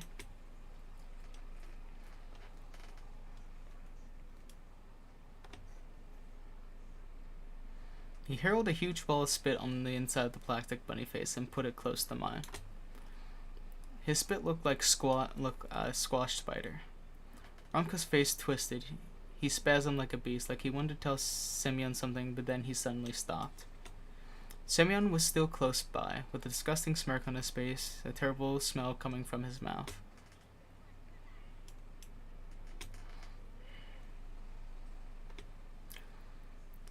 The mask almost looked even more disgusting now, yet despite everything, I felt like it was a chance for salvation. It would become my second skin, if only I was to put it on. If only my face was to touch its bumpy surface. I'm sure the fur will glitter, the ears will tremble like they're alive. I just need to put it on and Semyon and his friends will be gone. Forever.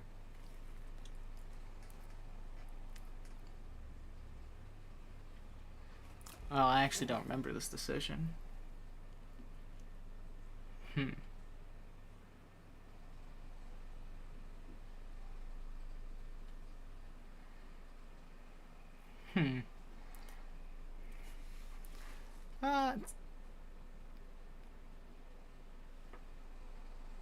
tell to fuck off.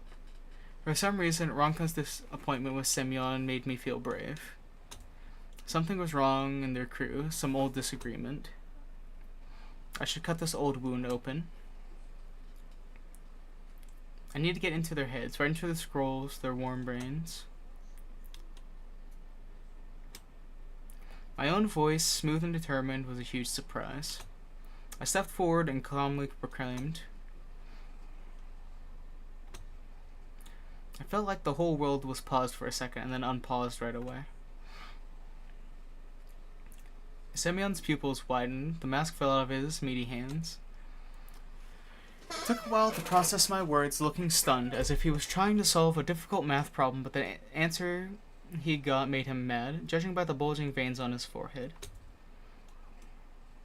The others just observed the scene silently, waiting for the inevitable payback.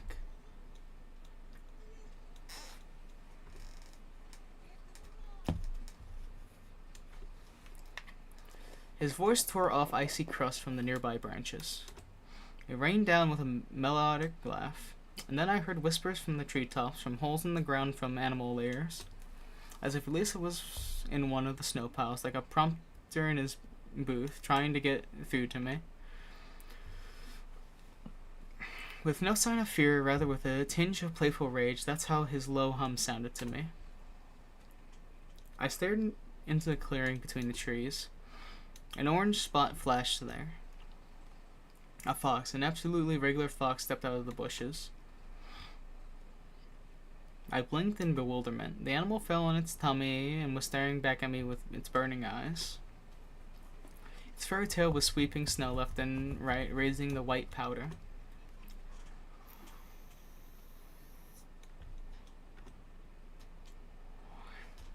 I was still looking past them at the fox that was smiling at me.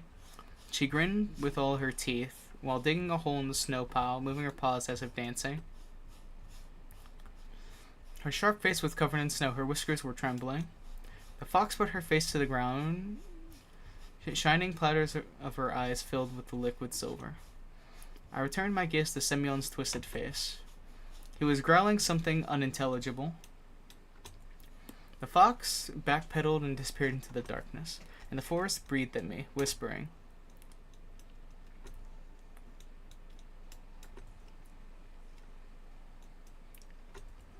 I slapped my own cheek to chase away the unfamiliar voice, but the message still lingered in my subconsciousness. This hint was my chance. I stared intensely at Semyon's nose. He was almost oinking from anger. I directed my words at him.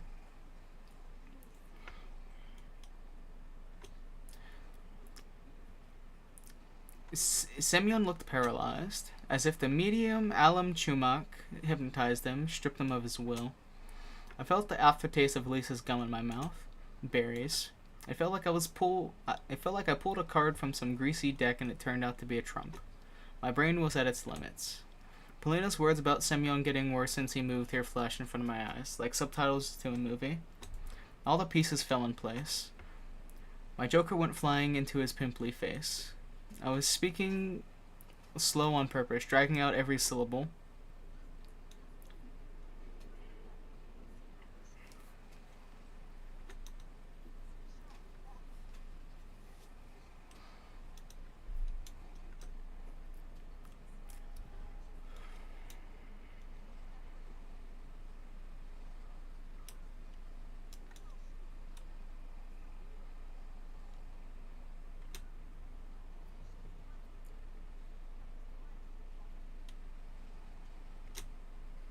I saw Semyon's Adam's apple twitch like it was a pump-action rifle getting reloaded.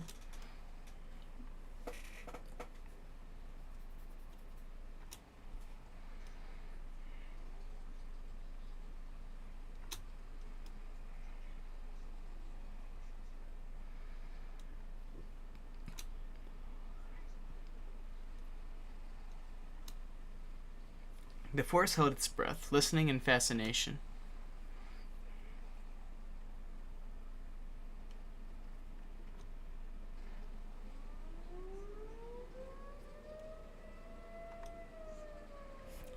Biasha was about to come to his friend's aid, but Romka stopped him, whipping his controlling look. Biasha turned around and put his hands in his pockets.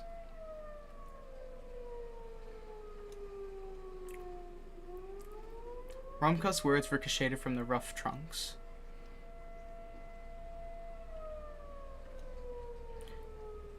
Semyon looked around helplessly.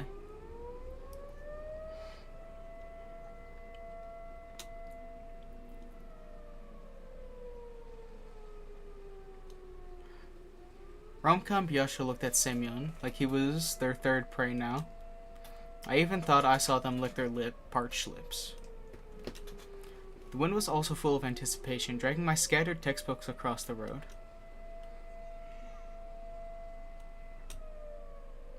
My thunderous scream echoed through the forest. Trees and ravines enjoyed it. The echo repeated it over and over, doubling, even tripling it. Romka grinned with all of his teeth. Semyon's hand fell to his side. He was on the brink of crying. I used this to my advantage.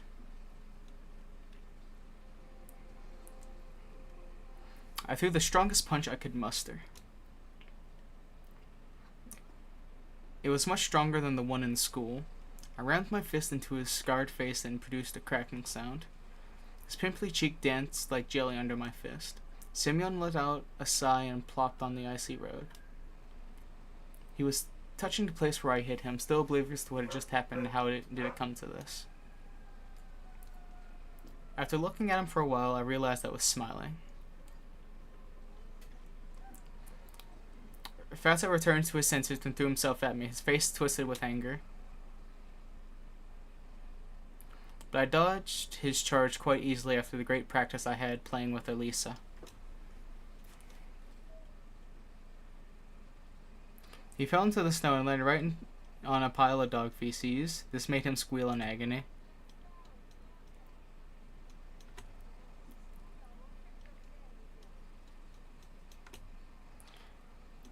Semyon started sobbing after he realized the direness of this situation.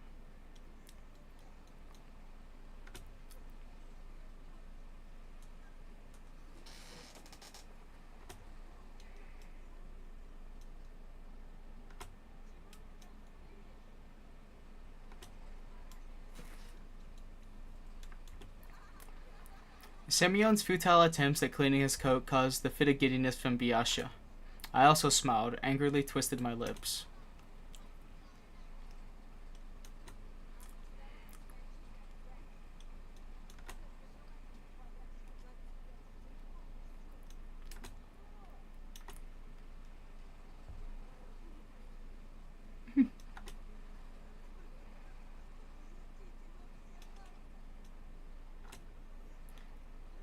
His eyes, red from tears, stopped on me.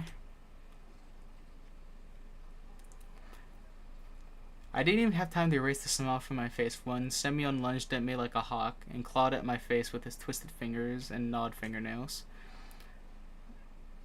I threw a kick toward a layer of fat under the coat. At the same moment, the world became fuzzy, the black trees and the faces of my classmates all blurred.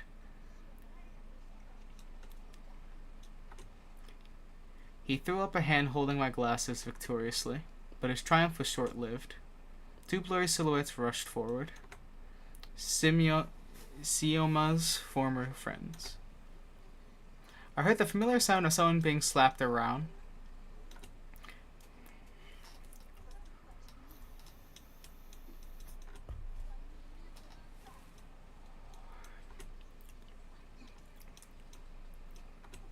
Judging from Semyon's sighing and grumbling, he didn't agree to his friend's terms.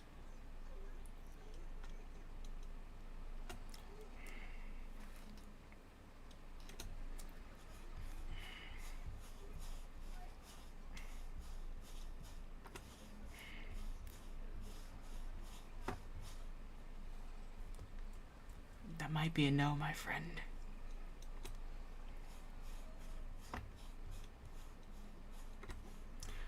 A huge figure tumbling in the snow barely managed to break out from the rain of punches. It ran for the hills, dissolving into the twilight.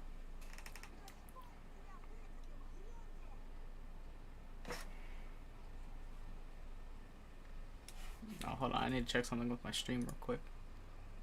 Huh? Oh, I'm just seeing shit. Okay, never mind. My bad. I'm just losing it slightly.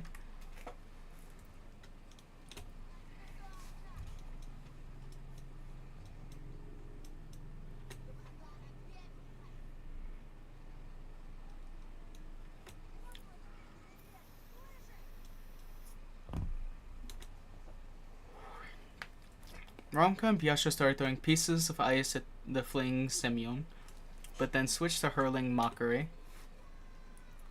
Porky. The snow rustled. Two boys, clearly out of breath, approached me. I was finally able to make out their faces clearly. Romka cursed under his breath.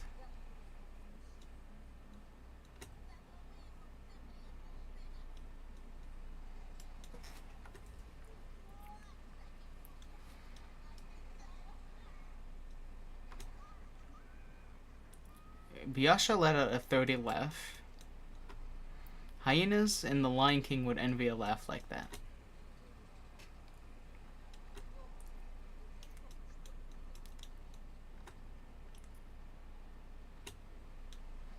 A hand holding a red rectangle protruded from the mist. Rumko was offering me a cigarette. I squinted, trying to make out the brand, even though I didn't know anything about cigarettes. I haven't tried smoking yet, and I didn't really want to start. I wonder if they'll keep hanging out with me or if I won't adopt all their habits. After a moment of hesitation, I shook my head.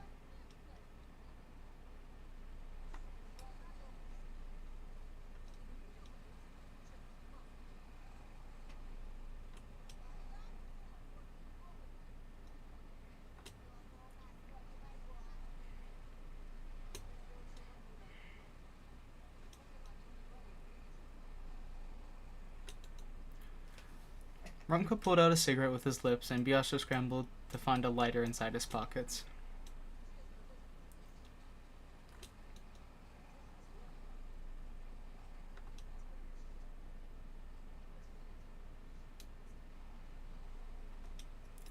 Biasha lit a giant Tbilisi, and Rumka smacked his lips, taking long puffs of his cigarette.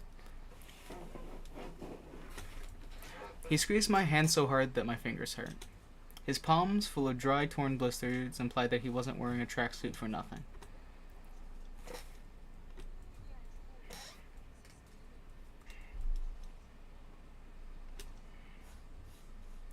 He let out a cloud of smoke in my face, which instantly made me cough.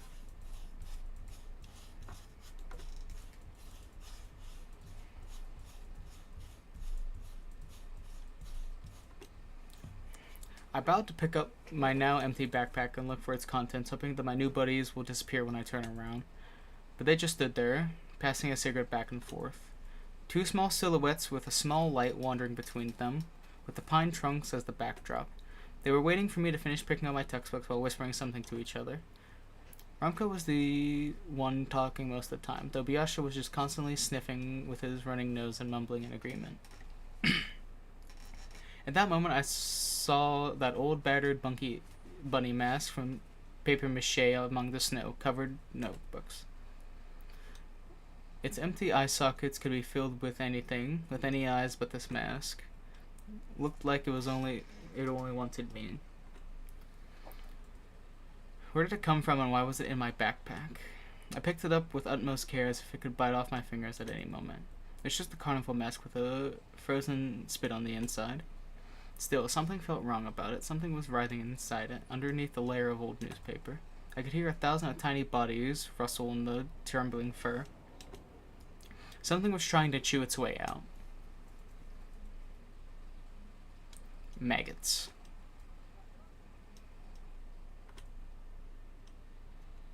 Rumko's voice pulled me out of my nightmare's delusion. I threw the mask away in horror, somewhere where I won't be able to see it anymore. My innards were twisted from disgust, but I stood up, trying not to show it. Whether those maggots were real or just one of my delusions, I didn't care. All of this was too much for a single day. I wanted to go home as soon as possible.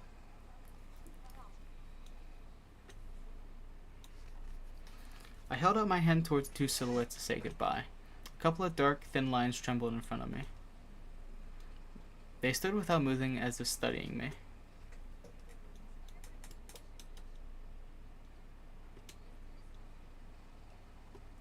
I realized that Rumka's voice was coming from behind me and turned around, embarrassed.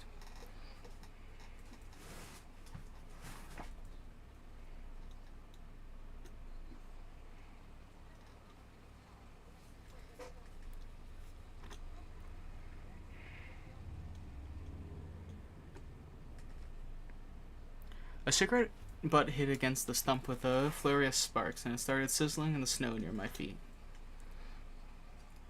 The boys let out a strained laugh and took me by the arms. When we were leaving the clearing, I turned around in hopes to see Elisa, or at least some orange dot. What if... But I only saw a rumbling tractor that was creeping out of the corner.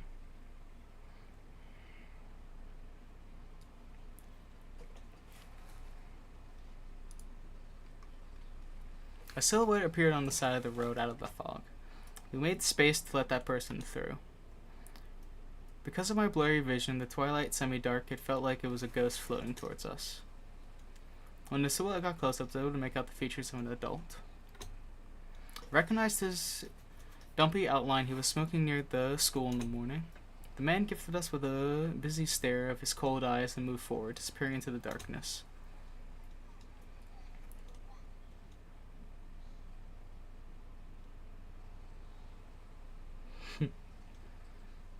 I saw that little heart, whoever's watching my stream. Thank you. What a huge hair lip. I was afraid that the unknown man will hear this offensive rhyme, but he was already too far away. We continued our journey. We were going alongside a still fire road in silence. The silence felt oppressing and coupled with lack of vision, so I spoke.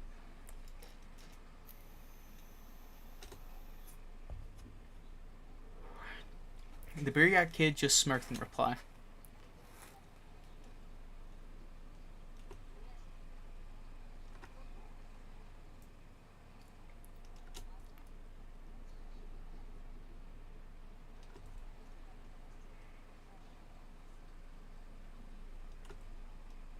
Biasha's face contorted at those words. I could see it even though the veil of blindness.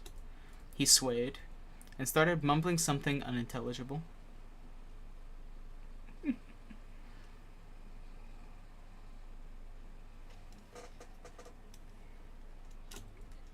See? Whoops.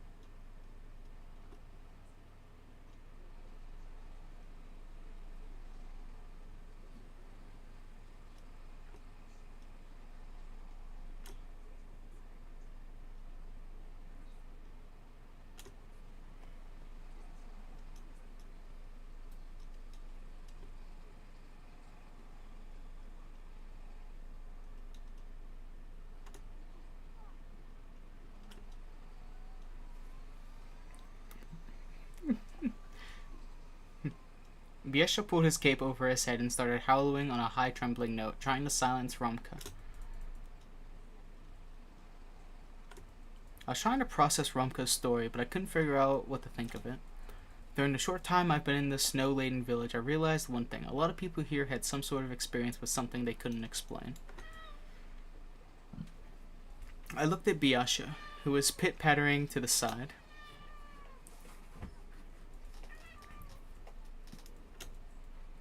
I heaved a deep sigh while looking at my feet. Somewhere down below, the tips of my boots scooped up fog. I spoke words that I recited countless times.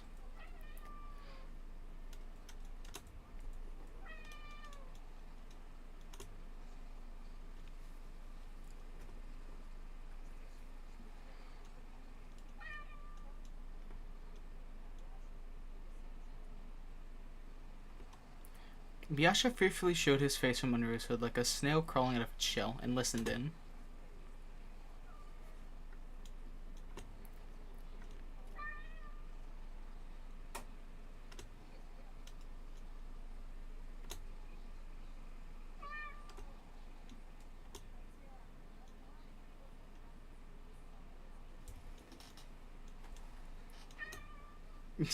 My cat wants in. Hopefully this is done soon. We kept on going, but it felt like it was the forest that was sliding by. Pines were black keys, and the space between them the white ones. The thicket was playing its old creaky melody, the melody of roots, bare caves, and forgotten tigers' sketches.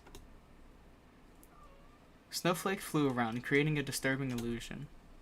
Somebody was wandering the forest. Somebody tall, unnoticeable, ready to camouflage a tree or snow pile. And then, when nobody paid attention anymore, they just continued moving along the road. But it was just a trick of the light. There was no one there. At least I wanted to think that. Rumka suddenly stopped and said,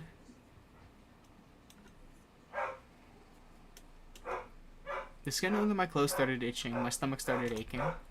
We looked the way Rumka was pointing.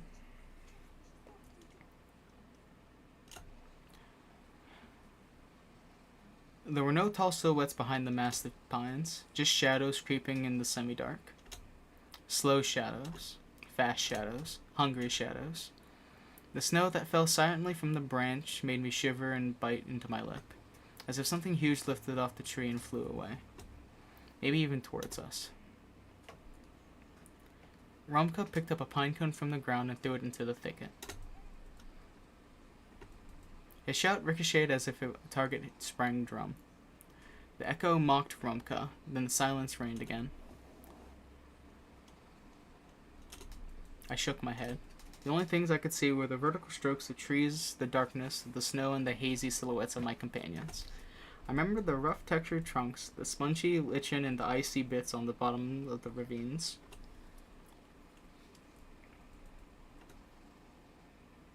I was again grabbed by the elbows and dragged along towards the forest, toward the pointy spires of branches. The sun had finally sunk behind the green peaks. The darkness writhed, spread to shoulders, and started spreading like smoke. It started snowing, thick sticky flakes, white flies flowing the scent of dead meat. My vision had become a small island awash by dark waters. I was grasped by the same worrying feeling I had in the morning. I felt that somewhere far away, at the edge of my comprehension, I heard a very calm and silent flute playing. The sound was fragile, like ice in March above the dormant waters of bottomless lake. I scraped inside of my ear with my finger to get rid of that auditory hallucination. The forest was silent. I imagined a child walking at night under the watchful eyes of pines.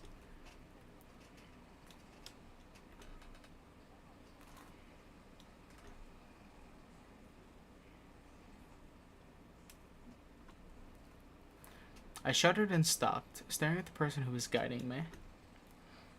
At Elisa, in her unchanging fox mask. The girl was gently holding my elbow.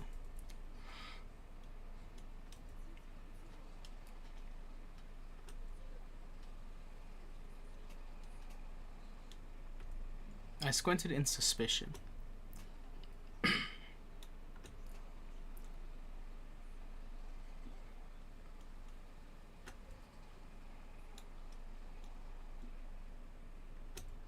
Stunned, I looked around but couldn't find Roma or Biasha. Then I felt her cold finger on my wrist.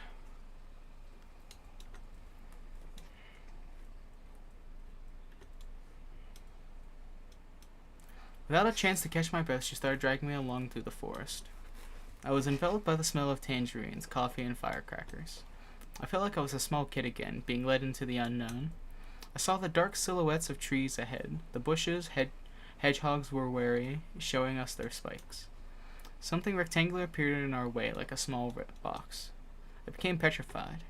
I touched the edge of my eye, pulling back the eyelid as if I were trying to correct my vision. A garage made of metal rose up right from the windfall. It was big, no, huge, impossible to move without special equipment. Its walls were painted black and even blacker than the darkness around us. The fox sniffed around it. It seemed like her mask twisted in disgust. The worried voice of my companion scared me even more than this horrifying metal box.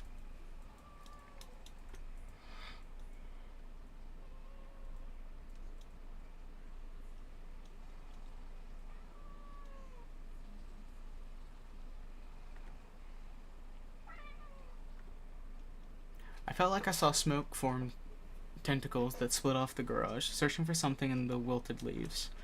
These tentacles slithered along the snowy blanket, getting close to our feet.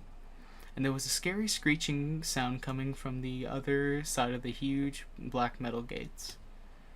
Somebody or something definitely waited for us inside. I thought that my nervous movements were similar to that of a marionette dangling in the hands of a puppeteer. I stepped toward the garage, holding my breath.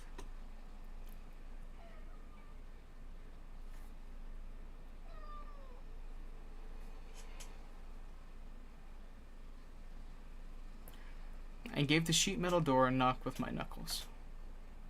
Knock, knock. And then jumped back.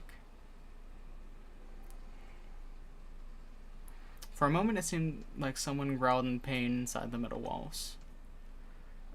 I heard rusty meat hooks jingle on thick metal chains, awaiting someone huge who crawled to open the black gates. Nothing happened. My heart was racing.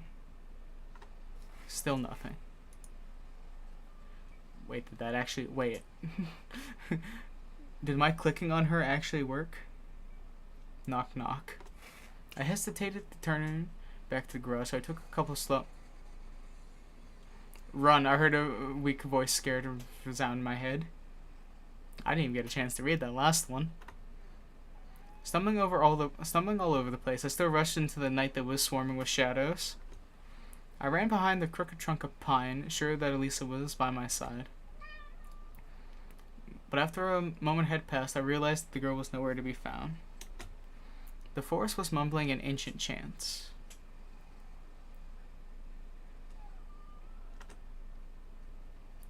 Squeaking, ticking, rustling.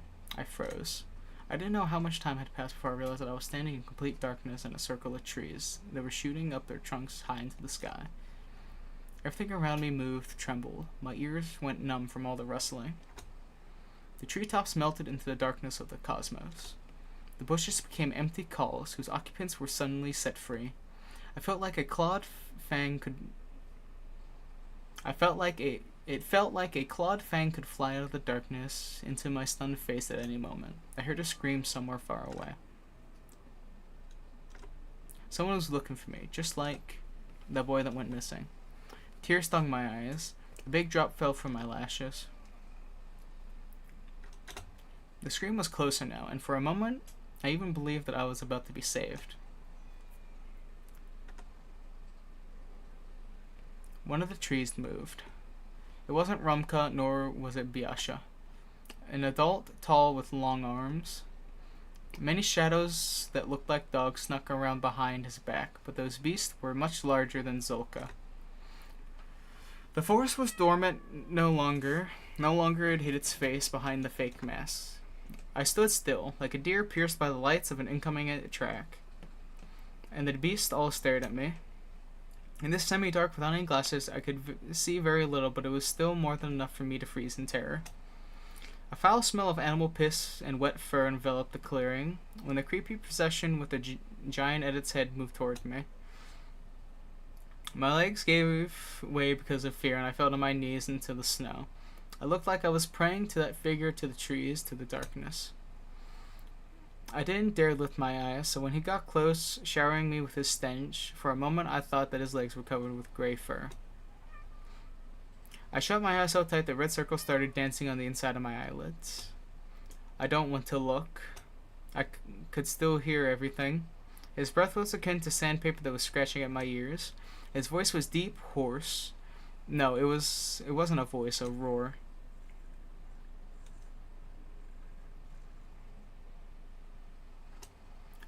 I finished my grandma's chant out of the pool of my memory.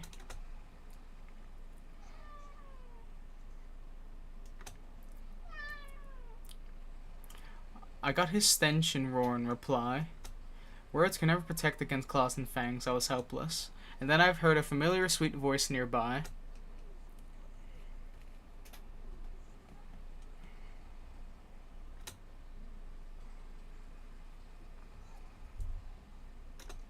Something hot slid across my throat, like a meaty, sticky rope. Someone's tongue.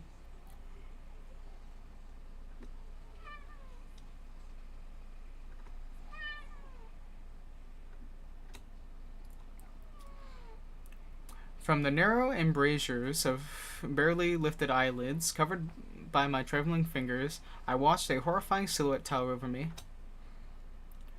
I was taking in the smell of kennels, compost pits, and moss. In front of me stood a scary horned beast with the presence of a monarch. His posture told me of his electrifying nobleness. His horns supported the clouds, and his popped-up liokmas pierced my ready-to-pop eyes with a thorny stare. His hands were full of gifts. Candy fell to the snow, sparkling with its fancy wrappers, silvery packets of chocolate bars, and a chupa chups sticking out from the snow pile with its plastic stick. Candy rained at my feet. A doll fell nearby, and then it started raining toys. A spinning top, a teddy bear, a torn-up-nosed red-headed Carlson without a propeller, a tiny toy soldier with a flag, a fire truck, and a crop duster plane. The toys weren't covered in blood, but my imagination was painting them with red spots and crimson leaks all on its own. The horned shadow of the beast moved over the treasures that once belonged to unknown kids.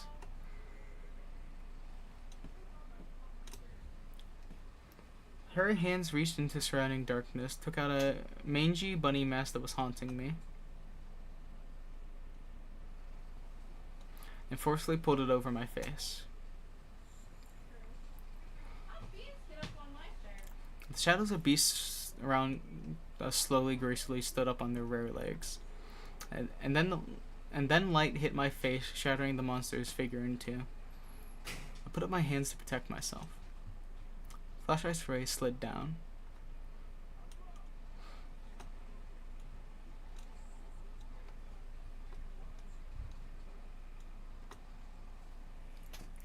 I was staring at my dad, completely stunned into the space where the monster had just a moment ago.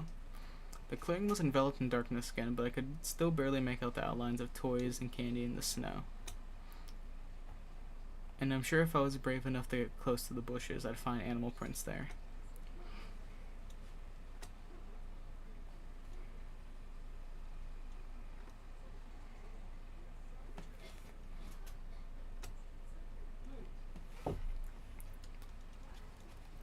I pulled the mask down from my sweaty face and threw it into the heap of toys. Branches cracked at a distance. I pressed myself into my father's chest, engulfed by fear, and he started looking around, alerted, and spoke in a tone of voice that was much more nervous.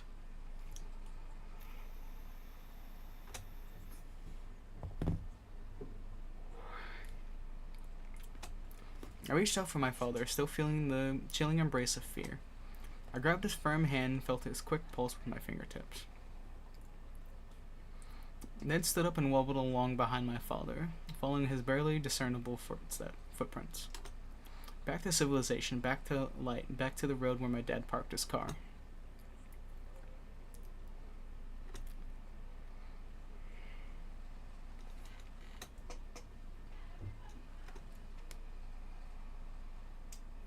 He was holding my hand as if it was the most precious thing in the world and kept telling me how afraid he is to lose me or Oya.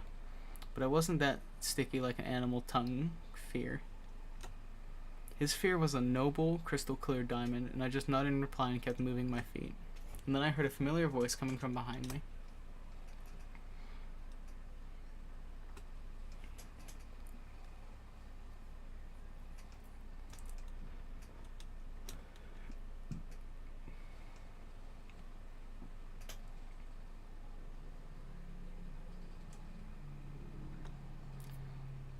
car sped towards our house.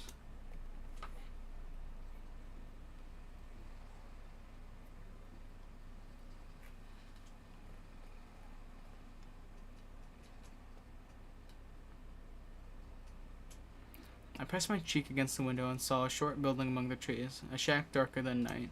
The garage door was hidden inside the thicket, a crypt made of metal. I almost felt like it was following us.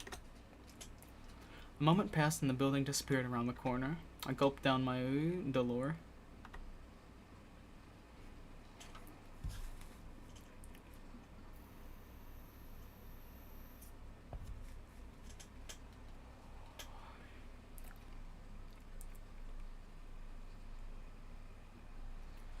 And the white snowflakes just kept dancing in the starry sky.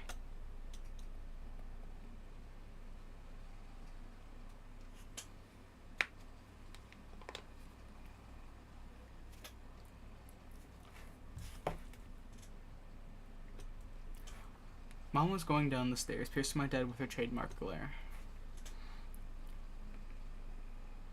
Her face showed something between wrath and condescension. Suddenly, her gaze shifted to me and stayed for a dangerously long time.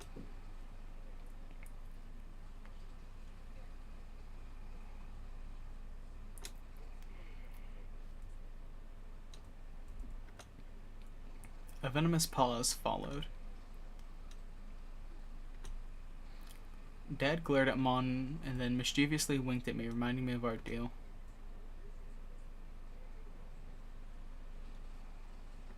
My parents stood in silence a bit longer, and then both of them went into mind their own business. Oyo threw herself into my arms before I could even take off my coat.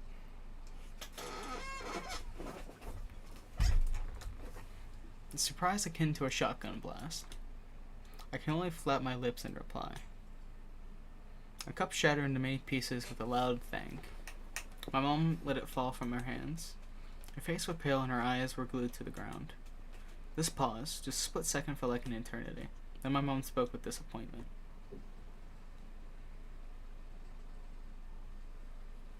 She knows. She knows.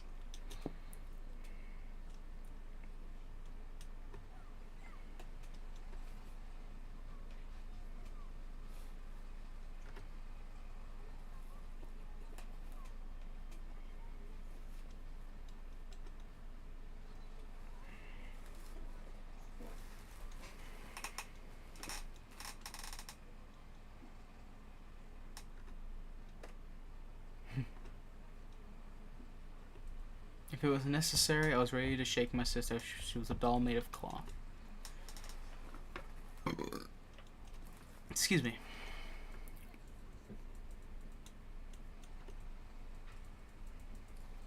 Mom entered the hallway and gave me a surprised look. I hesitated.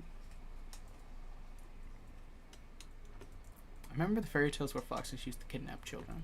I imagined my Elise, liberated, carnivorous, running through the night forest with a dangling sack in her hands.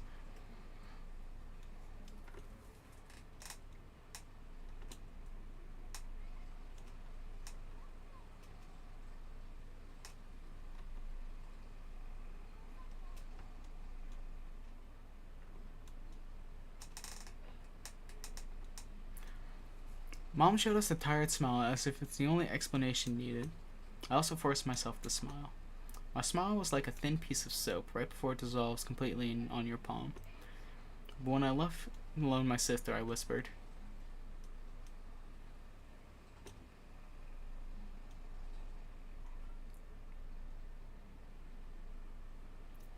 thoughts of the forest bombarded me like a rain of candy and toys. There was a hairy silhouette standing in front of me, towering over the treetops.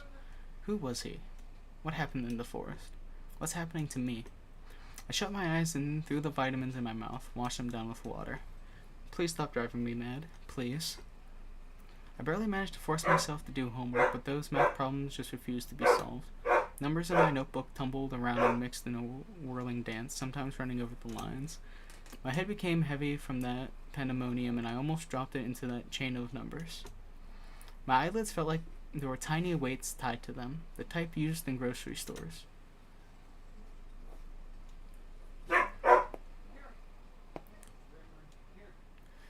A the right moment, I surrendered and closed my notebook. The memories of my day started flashing before my eyes. I was in the middle of the stuffy school corridor.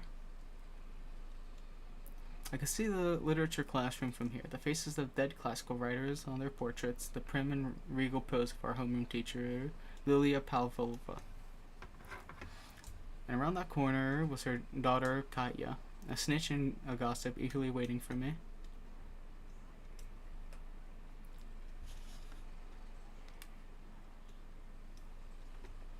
She got on her tiptoes and started swaying while hiding her hands behind her back, and then asked me with a fake smile on her face.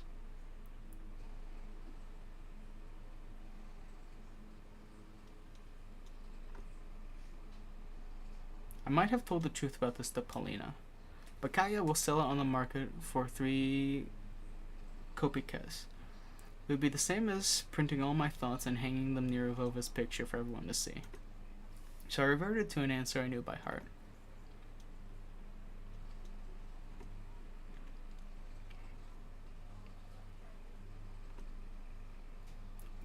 But Kaya didn't even listen to me, just rushed toward the perked up ears of her friends, whispered something while stealing glances at me and giggling.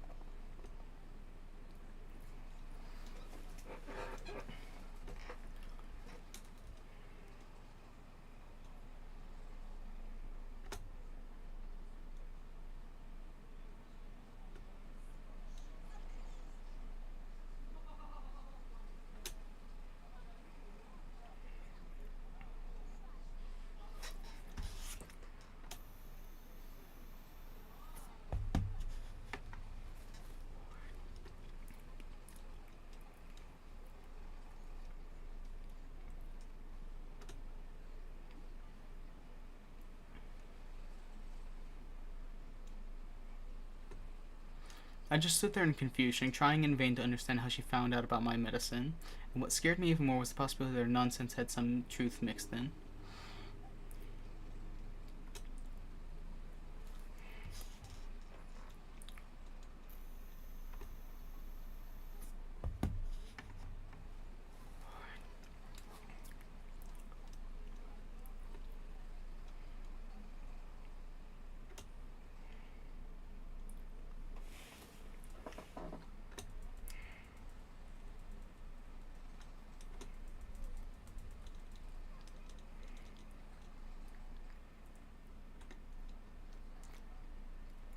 And then I caught a single kind look from the smirking crowd.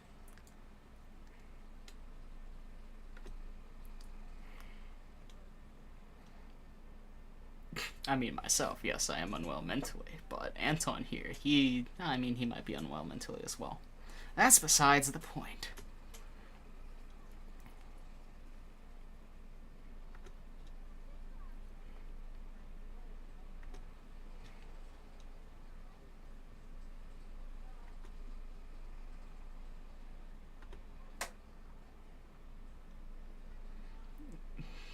They're not even dating.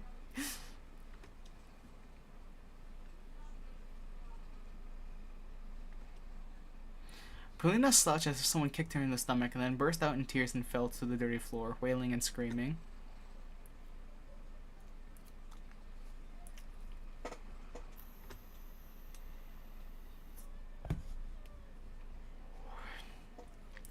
So here's the thing, right, Polina, right? So Elisa has a bit of craziness to her, and that's just attractive in a woman. Any woman that is absolutely batshit crazy, that's a turn on. I couldn't understand her reaction, but I still rushed to Polina's side before getting shelled violently by Katya.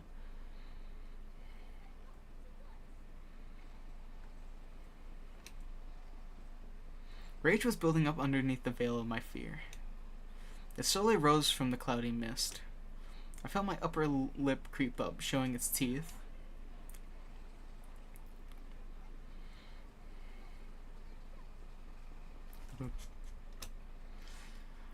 My fists became hammers. I couldn't unclench them. Nobody speaks about my family like that. I came to my senses when I already lunged at the angry Katya.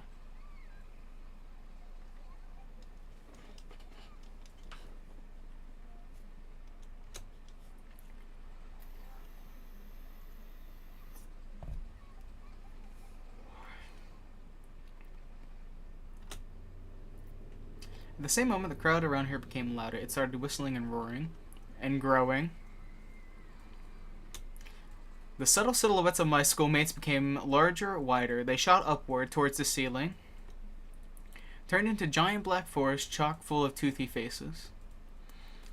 I shrank to a tiny ball of fur and started shaking in fear before the might of ulcer-ridden trunks that belonged to either trees or humans. It was impossible to tell.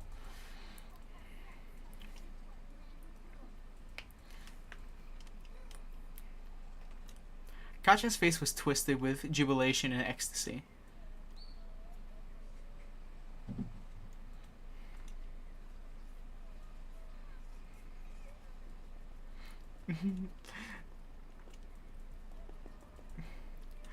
I've told you this already! Polina screamed while choking on her tears.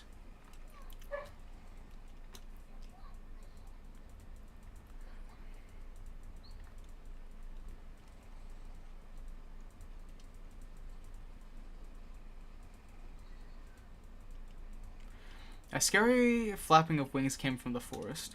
A pair of giant white ears descended somewhere from above, and I dug myself into them.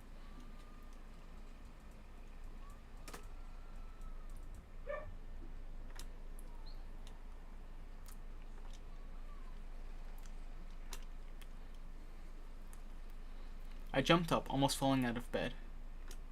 Apparently, I was thrashing around for hours on the sweat-soaked sheets. Oya's scream pulled me out, set me free from the tentacles of fear.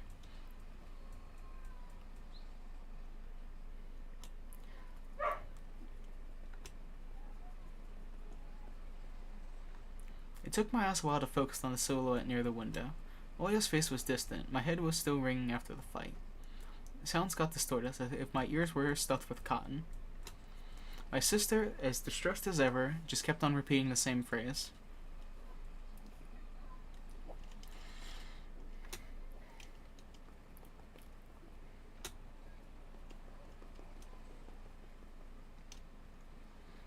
Her tears poured on my heart like boiling water, but I was almost thankful for the owl's presence. Otherwise, this scared Oya wouldn't have woken me up.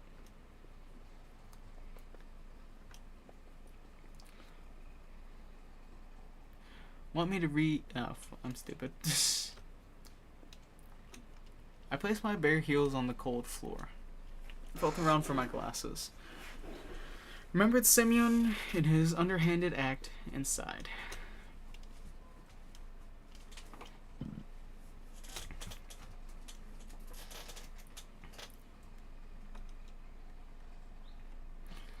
She couldn't tear her eyes off the window as if it was a staring contest. I found the light switch with my hand. The lamp poured bright light all over me. I got up. My vision fooled me, moving the window closer only to push it farther the next moment. My sister was just a blurry spot. I took a hesitant step forward.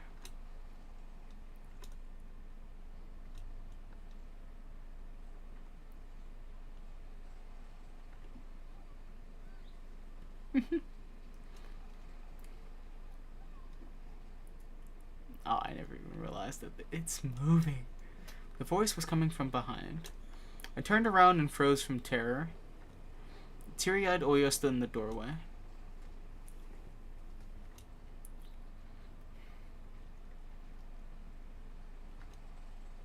She stared at me with eyes that were red from crying. With her hands wrapped around her shoulders, her voice was nervous as if she was afraid to hear my answer.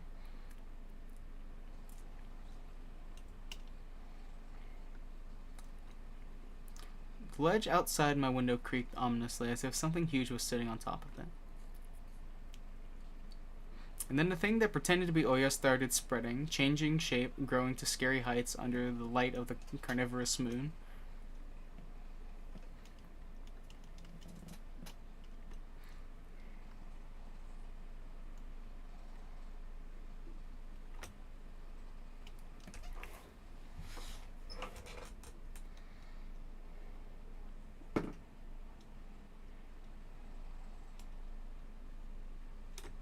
The voice didn't belong to my sister anymore. The thing that was hiding behind my curtains got tired of pretending, making me look like a fool. I pinched myself as hard as I could, hoping that the silhouette near the window was just a continuation of my nightmare, a hallucination, brought upon by the cursed house. And those don't bite, do they? The silhouette was towering before me under the veil of mist. I hear Oya's shrill scream when someone had knocked on the window.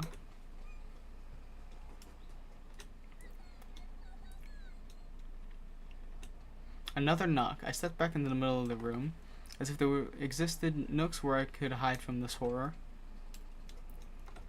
The sound was sharp, metallic. The lamp started shimmering, and then it suddenly lighted up the whole room and went out. Like a candle in the strong wind, the filament inside it snapped with a ringing sound.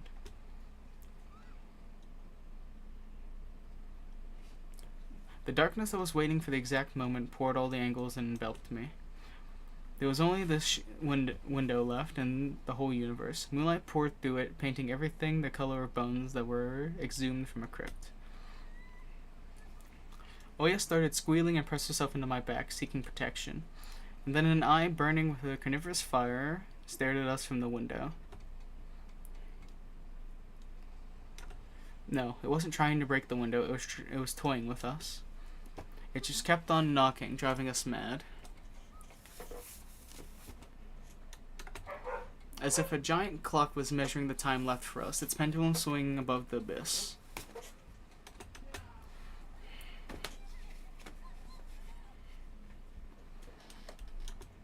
She was screaming in desperation, her hands clutching my arm like a pair of pincers.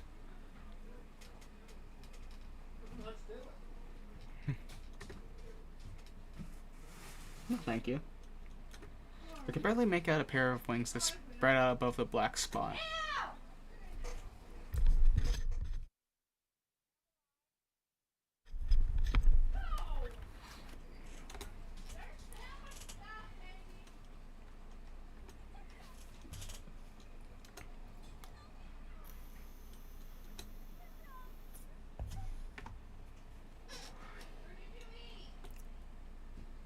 The moonlight suddenly disappeared and the room descended into darkness. We couldn't see the burning eye anymore. I swallowed the tiny lump that was stuck in my throat. I stepped toward the curtains, entranced by the call of the disfigured guest. Oya was standing behind me, mumbling, "I'll be good, I'll be good, I'll be good." The bleak window was creeping closer. Curtains rustled. I reached out to move them aside so I could look my fear in the eye. At that moment, I heard noise coming from our parents' bedroom. Without thinking, I pulled the curtain to the side in one swing. Nothing. Though there was something shining on the ledge among the scattered feathers. My glasses. The ones that Semyon took from me. How did they get here? Was that the gift from the gurgling night? Did that owl really bring them here? I looked at the front yard, at the foreboding clearing, at the toothy forest. Not a soul, not a trace of our late night guest. Only the old lamppost dreaming like a lone watchman among the snowy desert. The dry window frame creaked. I tore away the insulating tape and the stripes of glued newspaper. I opened the window with big trouble. Frost pinned me with its little needles. The paintings on my walls moved from the draft. I touched my glasses, sure they would melt in my hand. But they were real. My brain was scrambling for an explanation. Semyon and his gang just pulled a prank on me. That was it. That's it. A smooth white blanket was glittering under the street lamp just outside our yard. If anybody was to get too close to the house, to climb the pipe of the ledge of my window, they would surely leave footprints. But there were none. I cautiously took my glasses. My wrist was still intact. Nobody pulled me into the darkness full of restless writhing. I swayed from surprise and almost fell out the window.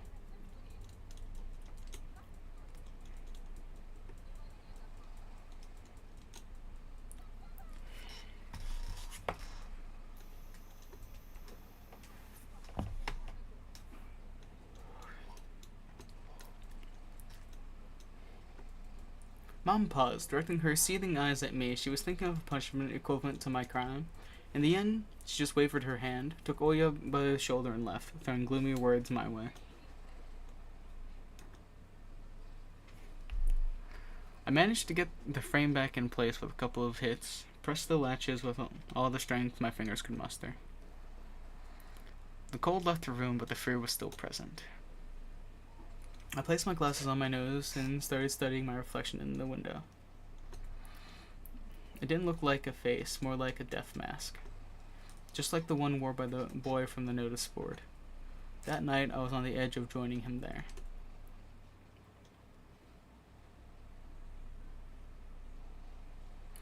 A black and white face was staring at me through the clearing between student heads. And it wasn't Vova's. His face was right beside it. I recognized the fat cheeks and damaged skin. Semyon. Bobrin's photo was printed out and placed under the glass, like an exhibition piece.